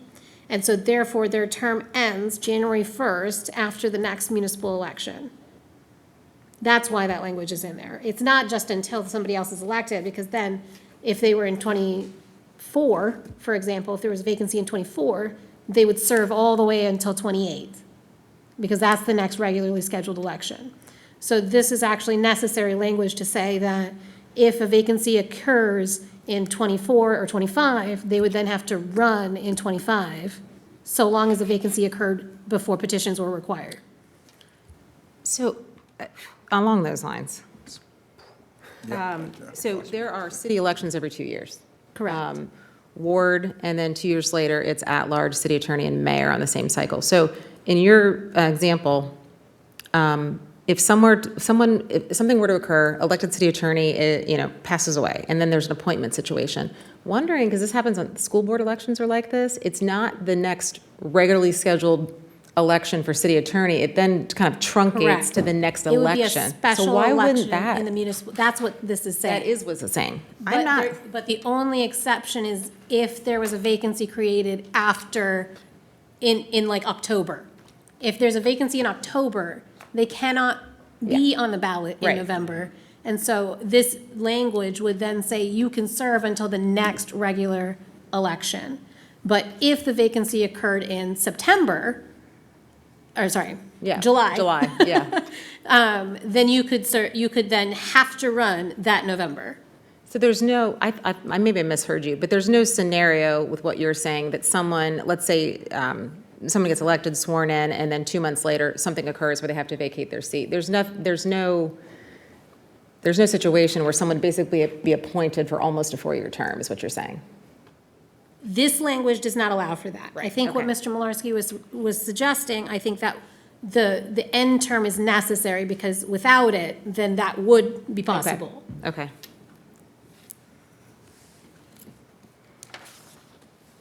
I feel like I'm going to have to draw a flow chart to kind of Yeah, really. conceptualize this. Sorry. And then, this is when I was talking over with Mr. Roth, and it was like, yeah, that's true. There's like that one odd bird scenario, but if we're cleaning up any language, I would say my most pressing concern is the reporting timeframe. That is the most illogical to me.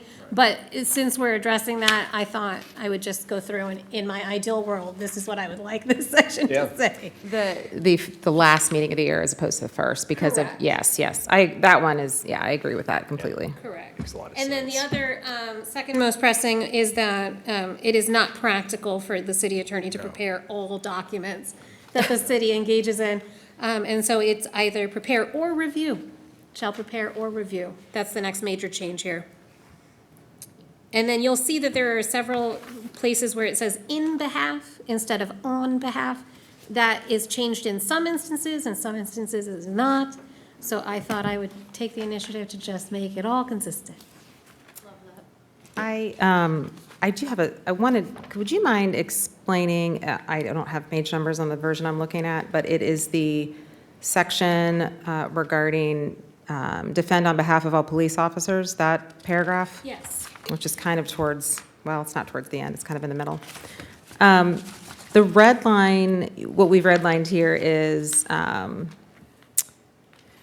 shall defend on behalf of other city officials and employees such suits arising out of or in the course of their employment. Red line, quote, as the city attorney shall by resolution or ordinance of council be directed to defend. This Yes. one seems probably a little bit more complicated than it appears at first pass. So it is, in my opinion, inconsistent with previous language in here that says that the city attorney shall be the legal advisor for all employees of the city in their official capacities. And I will find that line here in the red line.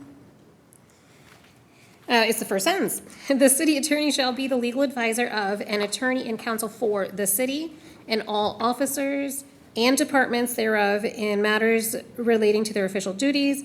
The city attorney shall prosecute or defend all suits for and on behalf of the city, et cetera, et cetera, et cetera. And so it does specify that for police officers, the city has the duty to defend.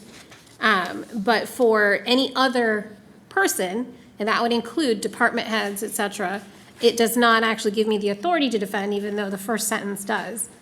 And so in my opinion, it was inconsistent to say that it requires an act of counsel for me to represent, say, a Parks employee that's named in a suit versus a police officer. But I'm confused. You don't have those other sections redlined.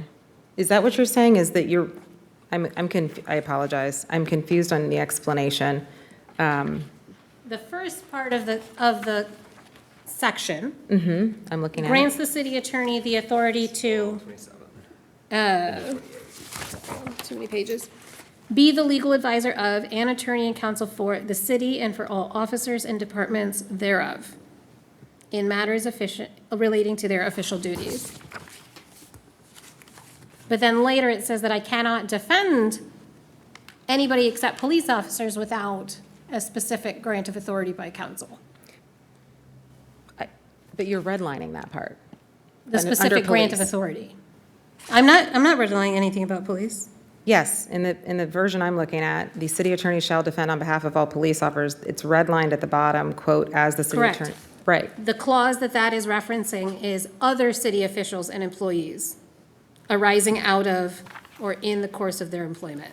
Well, why in the world would that be in the That's the same clause. paragraph? I don't know. But that does I not. don't- I got to pause on this one. This one seems, Yeah, it's a mandate for police officers. It requires council authority for anyone other than a police officer. well, so here's where I'm concerned. I hear what you're saying. When you're dealing with unions and insurance claims, so I had previously served on civil service. So some of why this popped out to me is I was reading police officers, and that gets tricky. When you're dealing with unions and insurance claims or allegations, there's often counsel is appointed by the insurance carrier or coverage that you have to use. The way I read this, I'm wondering why this is tacked on and referring to other departments under this police header. I feel like I need to, It does not, I assure you that is only modifying the clause of other city officials and employees. of others. It does not modify the clause. But does about that mean police if officers. someone were to, if there were a lawsuit against someone in our public safety department, the mayor is always named, correct? As the CEO of the city? No, If they were suing the city? no. The way I read this is that within the course of their employment with the city shall defend on behalf of other city officials. So to me, this is still speaking to the employment of officers and needing to defend someone else. No, this is outside of the police department. Right? Is this how you read this? I think I agree. So it's, police officers are a separate category because there are specific, I think, statutory and contract obligations to police officers. Separately to that is any other city employee or official. Because the language, as a city attorney shall by resolution or ordinance be directed to defend, sounds like they only would defend if the city, if the council Right. passed a resolution or ordinance. I have Correct, to which think is about it, but that's a kind of how it direct sounds to me, conflict yeah. with the beginning of Yeah. the entire It sounds like they section. can't defend another employee unless city council agrees or directs them to.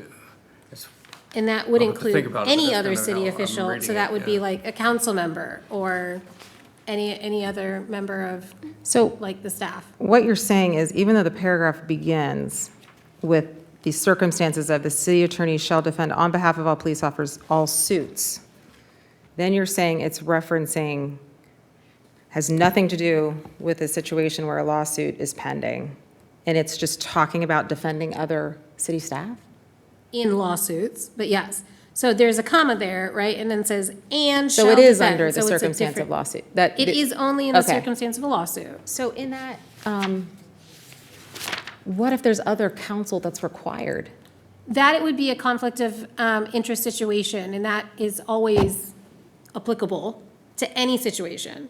So if, for example, a police officer is sued, and a city is sued, and the department is sued, and if they had conflicting positions that was adverse to each other, then I would represent the city, and there would be separate counsel assigned to everybody else. Because the city is the only client that cannot be assigned separate counsel. So why was this in here with I this don't- counsel, this checks and balances type language? That's how I read it. don't know.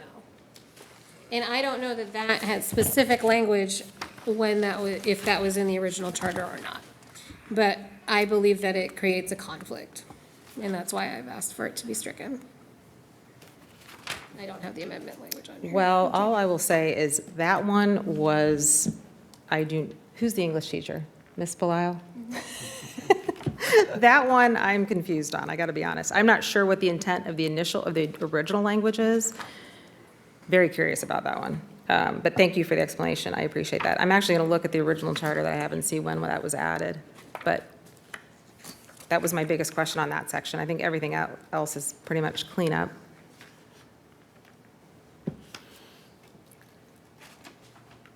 Yeah, I would agree with her that I think as it was written, they're conflicting, so I think she's just cleaning it up.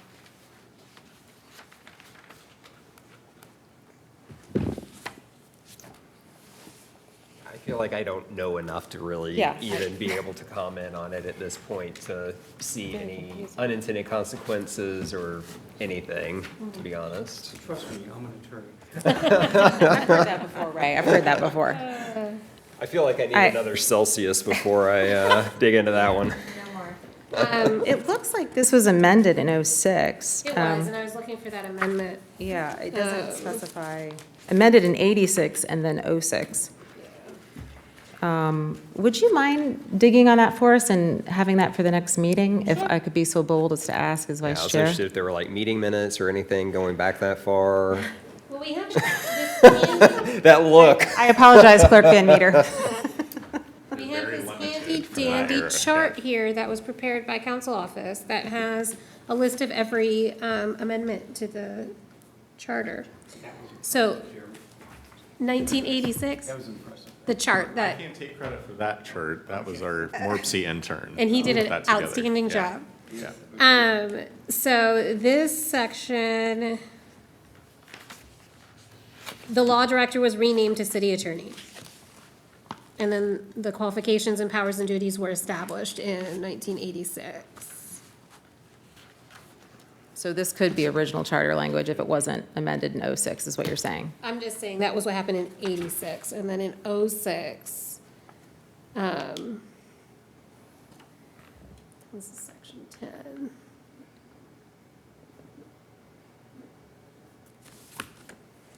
There was a removal of specific gender references and references to village.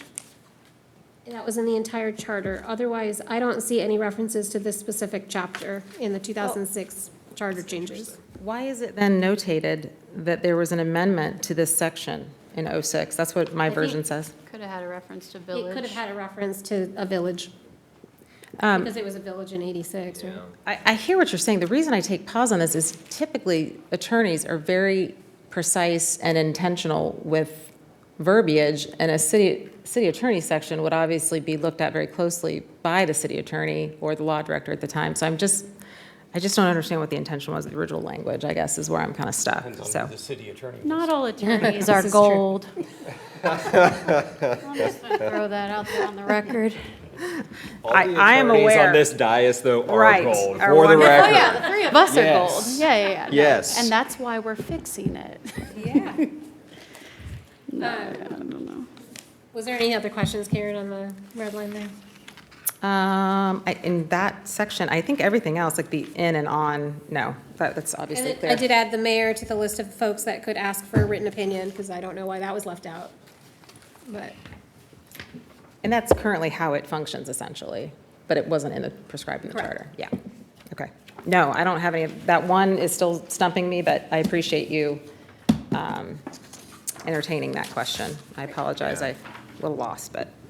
Just as a sidelight, on page 30, where it changes the city attorney's report to the last regular meeting instead of the first one, that's good, because that's a Yeah. pain in the butt when you have to. Especially when you for- change and. on January 2nd, you have to have a Yeah, report yeah. ready Makes to no go. sense. Report, And I'll tell you what, right after swearing Yeah. in, nobody wants to hear a lengthy report about litigation. And the prior city attorney knows more. They know what happened. All right, well, No. any additional thoughts on that one before we move forward? Okay. Next, we have Article 11, Planning Commission. This is 11.02. Purpose is to change the current fixed number absence threshold with a percentage-based. I do think that we wanted to be less prescriptive on this. That was my recollection of our discussion. I think that Ms. Pollier had suggested the 75%, but I think that we had, as a group, had determined that just delegating to their rules was the preferred. The group itself to Yeah. make determining. And I kind of feel like it does with the may constitute grounds for removal. That language kind of opens it up to it being whatever they decide. All it's reading to me is that at a 75, if it's less than 75%, then it rolls into their realm on what they want to do about it. That's how I'm reading it. I don't feel comfortable with this. I would much rather see everything from percentage of missed meetings to even failure to meet this. I think this all should be categorized under, we'll defer to commission rules. The reason I say this, for other than obvious reasons, is, like I said, we've had members of Planning Commission in recent years that have had health issues. And like I said before, one Right. member actually passed away during her service. So there's all types of circumstances with this type of service that I just, anytime the charter gets super specific, especially with a governing body, I kind of don't see the benefit. Although I agree percentage is better than number of absences, but I'm cool with, Yeah. if we want to rewrite it, I think that does speak to more of what we had decided as a group. So what language would you prefer? So I think some sort of language that essentially just defers to the commission to be able to determine their own rules regarding this. Yeah, that's exactly. Attendance to Yeah. regular and special meetings will be That's what we had determined said, we had by talked commission about. rules. Yep, to determine attendance. Yeah. Got it. So I will just strike that paragraph, and then I will add that to the preceding sentence about the rules. Okay. And I do want to say, and I'm not sure if you got it, I think that Director Blackford had submitted some language. I think that was sent out. I think Director Palmer may have actually sent it to us. So, and I think that it encapsulated that, and I can make sure that you get it. Okay. Yeah, it was a couple months ago. Okay. It might have gotten lost in my, my strategic plan language too, so, yeah. I do have the planning commission comment about the jurisdiction. That's on the next amendment. Is that what you're referring to, or it was specifically about attendance? It was specifically attendance. Let me see Okay. if I've. I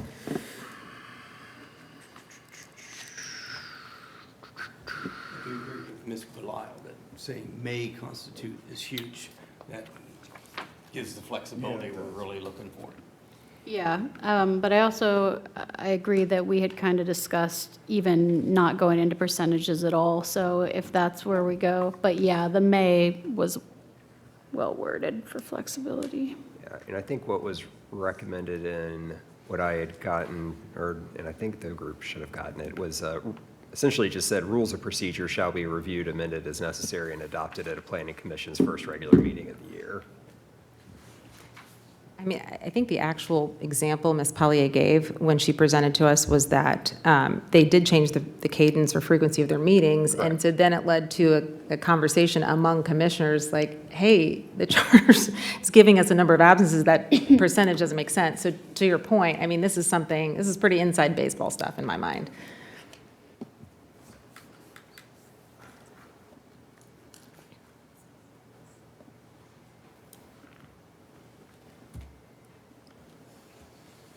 Okay. So I think the proposed language that I would put forth is that second sentence would read, or third sentence would read, "The planning commission shall establish its own rules of operation, including attendance requirements, comma, meetings shall be open to the public, comma, and a record of its resolutions, findings, and determinations shall be maintained." Is that enough, or do we want to prescribe that they have to do that at their organizational meeting? I don't care. Okay. I'm sorry, are you asking us whether or not we want that to happen? Is that what you Yes, said? because I think Chair Barnhart had read some proposed language that summarized it, that included that they must do it at their organizational meeting. I'm asking if you want me to include that in the red line.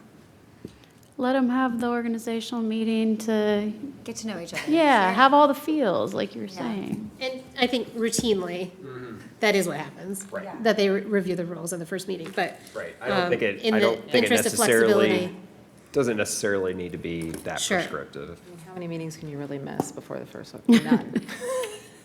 I I'm going to take that as Take a that. challenge. Okay, so I'll strike all that. Perfect. That's right. That's the theory. I'm going to hop on the commission just to not show. I'm just gonna see if they follow our rules from the charter. All right. Anything else on that one? All right.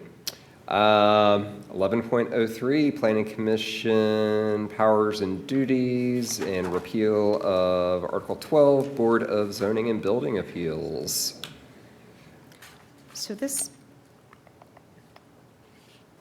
two changes do, if we want to repeal, which I think that was pretty much unanimous, that we like that one, but, so the Planning Commission language in Section 1103 has to be changed to include that workaround where they would get the appeals formally overheard by BZBA. And then we're basically striking everything.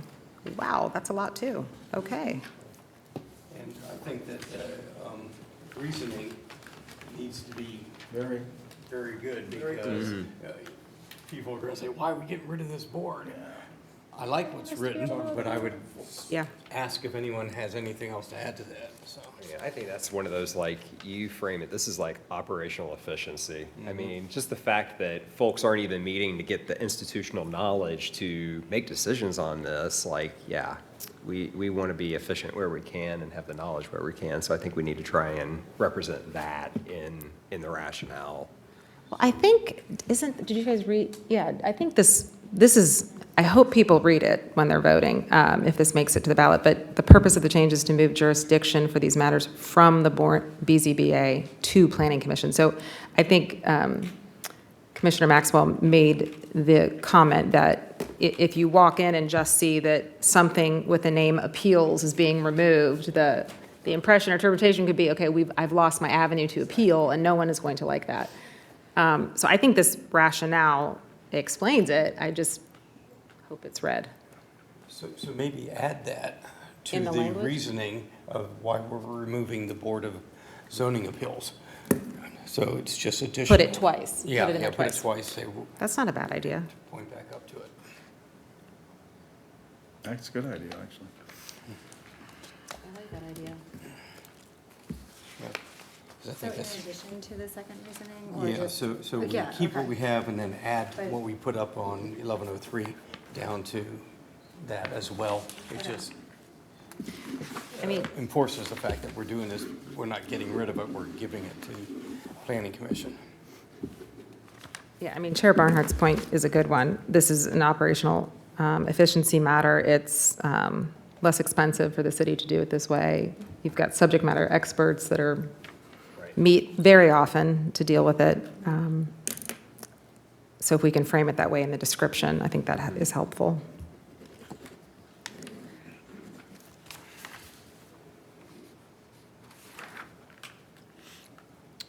All right, any other additional thoughts on this one? Wonderful. All right, I think, I hope I didn't just skip forward too much. We bumped down to I page think it's second to last page. 38. So close. Close. All right, so this one hits really close to home. This is Article 22.01, Charter Review Commission composition and term, amending the 5-year convening cycle to a 10-year. Thoughts? Yeah, just similarly to the last amendment, I think we need to add more to the reasoning, because similarly, the public's gonna think we're taking something away from their ability to create change. And so while it says the purpose is the change is to amend it from 5 to 10, I think our why needs to be somewhere in there. And so to minimize, I don't know how to make this not condescending, so I'm gonna leave that in her ballpark, but to minimize constant fluctuation of our city charter, I don't know. I don't want to say unnecessary change or trivial change, because that seems We condescending, could put, but because we're the Charter Review Commission, and it's stupid. I don't know, is that maybe I it's like not that. good language, yeah. That's good. Yeah, that's not good I language. love this for me, but So I have kind of like a nerdy procedural question for the city attorney. The reasoning section, is it a little bit more lenient? I mean, how creative can we get with that? I would think it has to be very non-biased and just explaining the result of the change. So there's two things, right? So this document is what goes to council as our report, and would also be at every polling station for review for the full language and description and explanation. The ballot language is going to be the concise summary and neutral language to just say, this is the summary of the change. It will not include as much rationale, but this language is what's going in our formal report. It's what's going to be presented to council. It's what's going to be available at the polling location for anybody who asks. And I will incorporate as much of it as I can into the ballot language, but it does have to be more neutral and factual. Okay. Absolutely, yes. But things like, reducing significant expense and those kinds of buzzwords are, I think, permissible because they're factual. You're right. Okay. So another procedural question. So we will have to, as a commission, look at proposed charter language, this reasoning, which is a little bit more lenient, if you will, and then a third category, or is that reviewed as well that will? That, I believe, I would draft and present to council once this report is complete. Okay. And then that would be submitted to Board of Elections.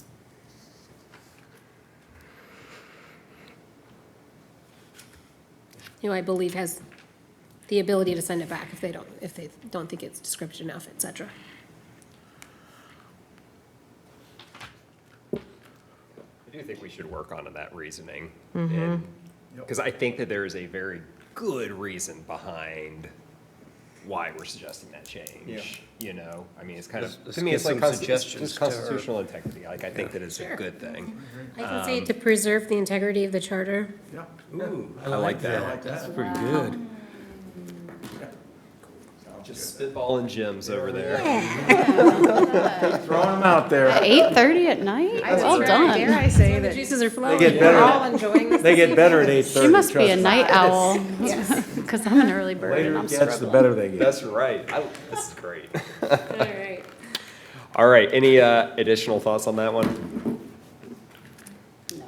All right, moving on to our final one, if I'm not mistaken. Yeah. Okay. 2307, this is the non-discrimination clause. We're enumerating and aligning with the existing EEO statement. Thoughts? Question for city attorney. Does the expansion of the categories in our charter potentially increase our exposure to potential litigation with like First Amendment issues? So specifically, what was popping into my head was the Olentangy case with the preferred pronouns and that legislation, that litigation that's pending. So I guess my question would be, if we were to expand these categories outside of what is federally mandated, does that expose us? So I think my answer is two parts, and I'm just double checking something right now, but I believe that our EEOC statement is pursuant to federal guidance.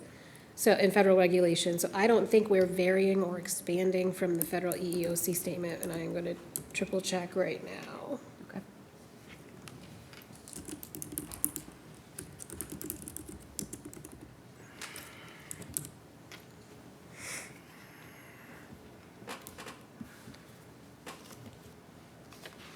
I mean, this is very close, if not exactly, what is listed on, let's see.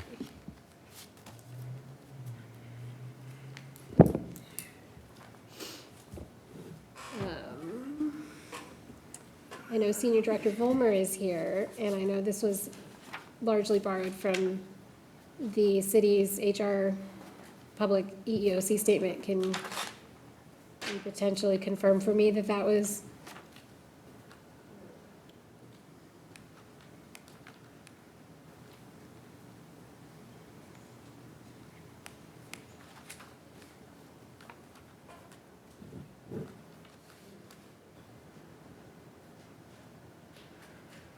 I will have to, I want to make sure I vet this answer before I answer this. Can I get back to you by the next meeting? Of course.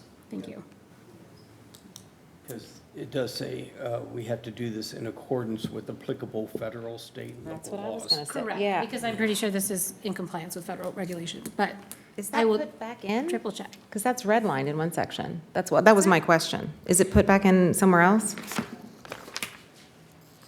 What is red line? So- Oh, so it is, several categories were included in the new statement, but in a different order. And rather than piecemeal and potentially leave something out, I just struck the entire sentence and just reinserted the sentence. So that language is included at the end of that bolded part. Yeah.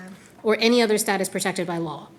So we don't need to include federal, state, and local in that? Law That's means all of redundant. those things. Yeah, I can include that if you would like me to. No, if that's what that was meant to do, is kind of wrap that up. I just noticed that being, okay, but that makes sense, protected by law. We don't need to be more specific than that. Okay.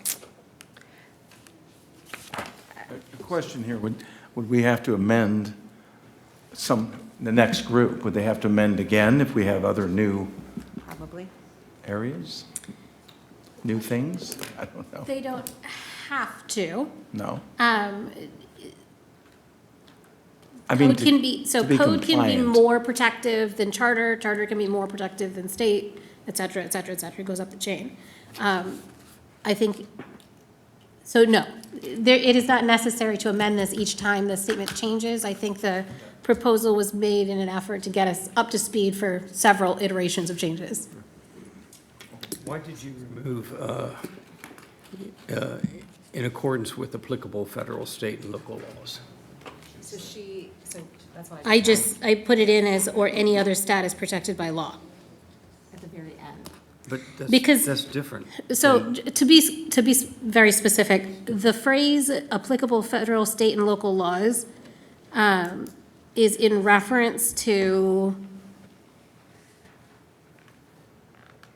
well, I guess it's unclear if that clause clarifies the entire categories or if it just covers covered veterans. Yeah, well, no, okay. So, I think it's the entire categories, but, okay, well, we can talk about that when we we can talk talk, about. I mean, I yeah. can add that back in, just, I think in it should accordance be in there with- Because this is our Constitution. Yeah. And our Constitution should be in accordance with the US Constitution and the Sure. state constitution. And this isn't just an EEO policy. Are This you is our saying that Constitution. they specifically say federal, state, and local laws? I mean, because to me, law is all encompassing. That's why I'm confused. She just said law's law. So so does it mean the same thing, or do we need to be, that was my question. Do we need to be more No, specific? You think we no, do? It's different. It just says, or any other status protected by law. It doesn't say it has to be in accordance with applicable federal, state. That's the difference. More in but, accordance. Yeah, it's got to be in accordance with them versus, Protected this by. says it adds other categories. In accordance with means it has to be, it has to jive with apologize. the federal, state, and local laws. I thought you were saying the difference between federal, state, and local versus just law. Oh, yeah, That's no, what I thought no, you were no. saying too. Okay. No, I'm sorry. No, I meant the in accordance with, I think that's the important part. I think that's what keeps us from being sued. sure.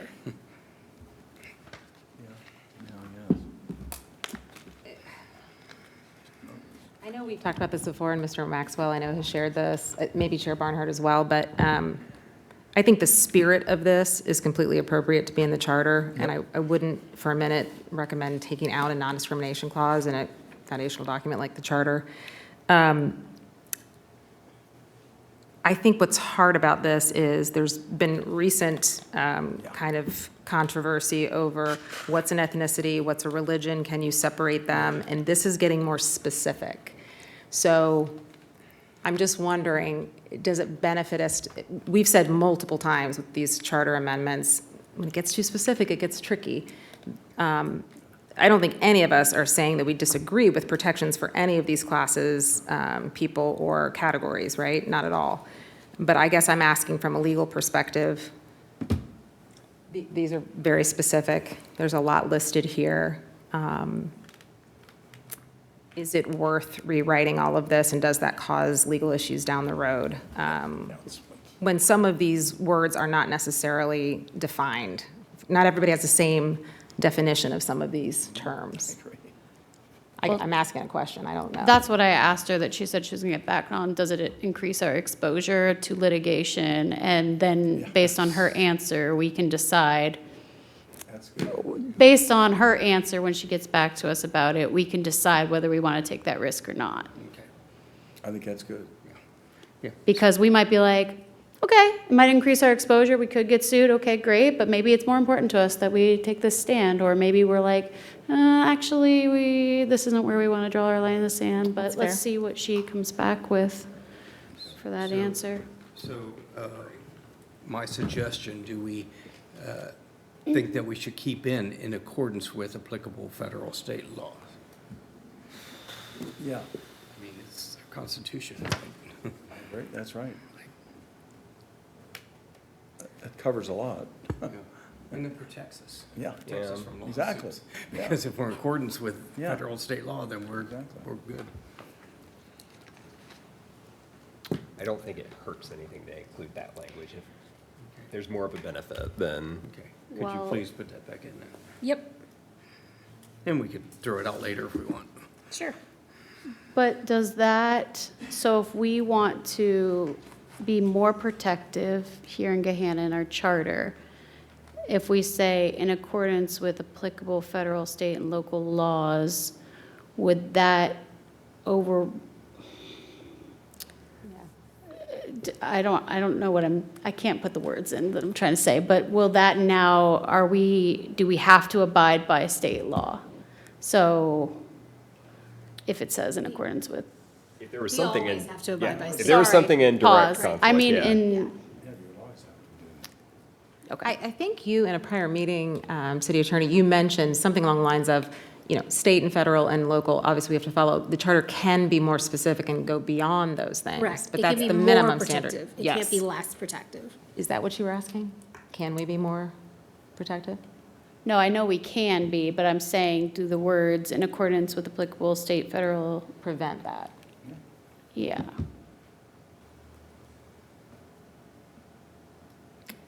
And it may, but it also prevents lawsuits. That's, And that's I'll where I tell you, think yeah, it as soon as becomes we- like a as soon as values we're not in conversation. accordance with them, that's where the lawsuits come. But okay, so everything we're doing in our charter is in accordance with state and federal law, right? I mean, it can't not be, so like, otherwise it would be declared invalid. And I'm sure there's a savings clause in our charter somewhere, and I can find it in a second here, but that says that, right? That all charter provisions are taken to be in compliance with, or otherwise, yeah. So the determination by a court of competent jurisdiction that any part of this charter is invalid shall not invalidate or impair the force or effect of any other part.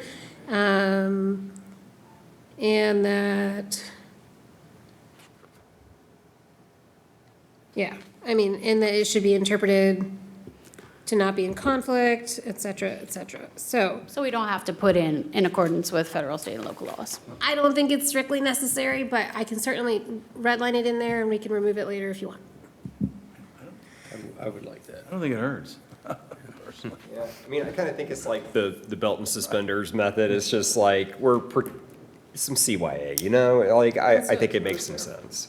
I would probably put that in as the first line of this, that Yep. just says in accordance with applicable federal, state, and local laws, no appointed or elected official, et cetera, et cetera. Yeah, and then I if would you put want to that in get as the more first specific, go line. It's in there ahead. twice, too. I mean, if that's what you guys want. Like right in the middle of the paragraph and then at the end. Right, because it has two different Right. lists of protected classes. I don't think so. And it applies to appointed or elected officials and employees of the city discharging their duties. And then it has another paragraph or a section about elected or appointed officials or classified or unclassified employees shall also not do those things. Right. So the whole the whole statement is in two parts. So I'll add it to the beginning of both. I just looked at I've got a copy of the original charter. There's a section 2305 that is titled Effect of the Charter Upon Existing Laws and Rights. And I'm not an attorney, so I'm reading through this, wondering, does this address part of our question?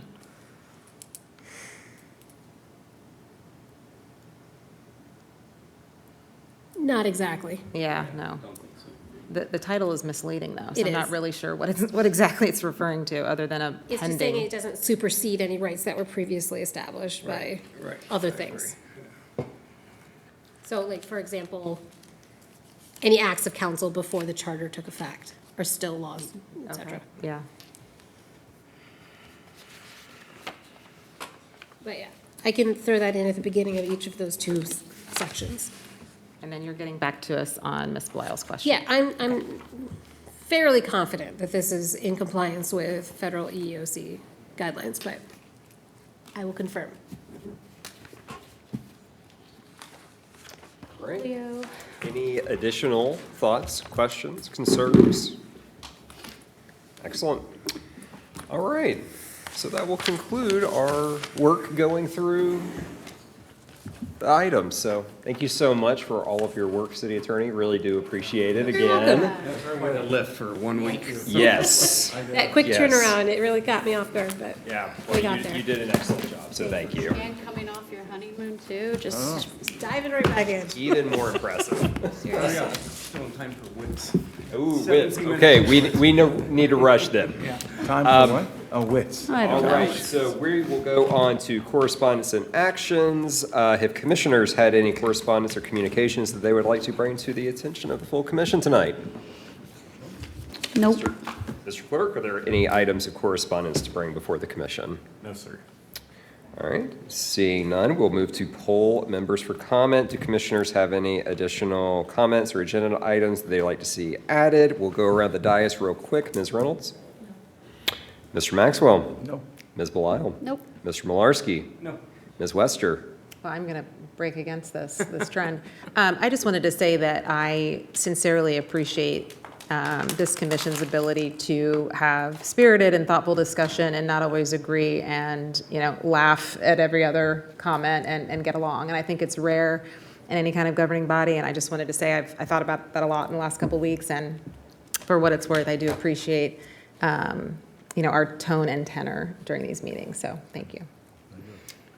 And I will conclude by seconding every comment that Ms. Wester just made.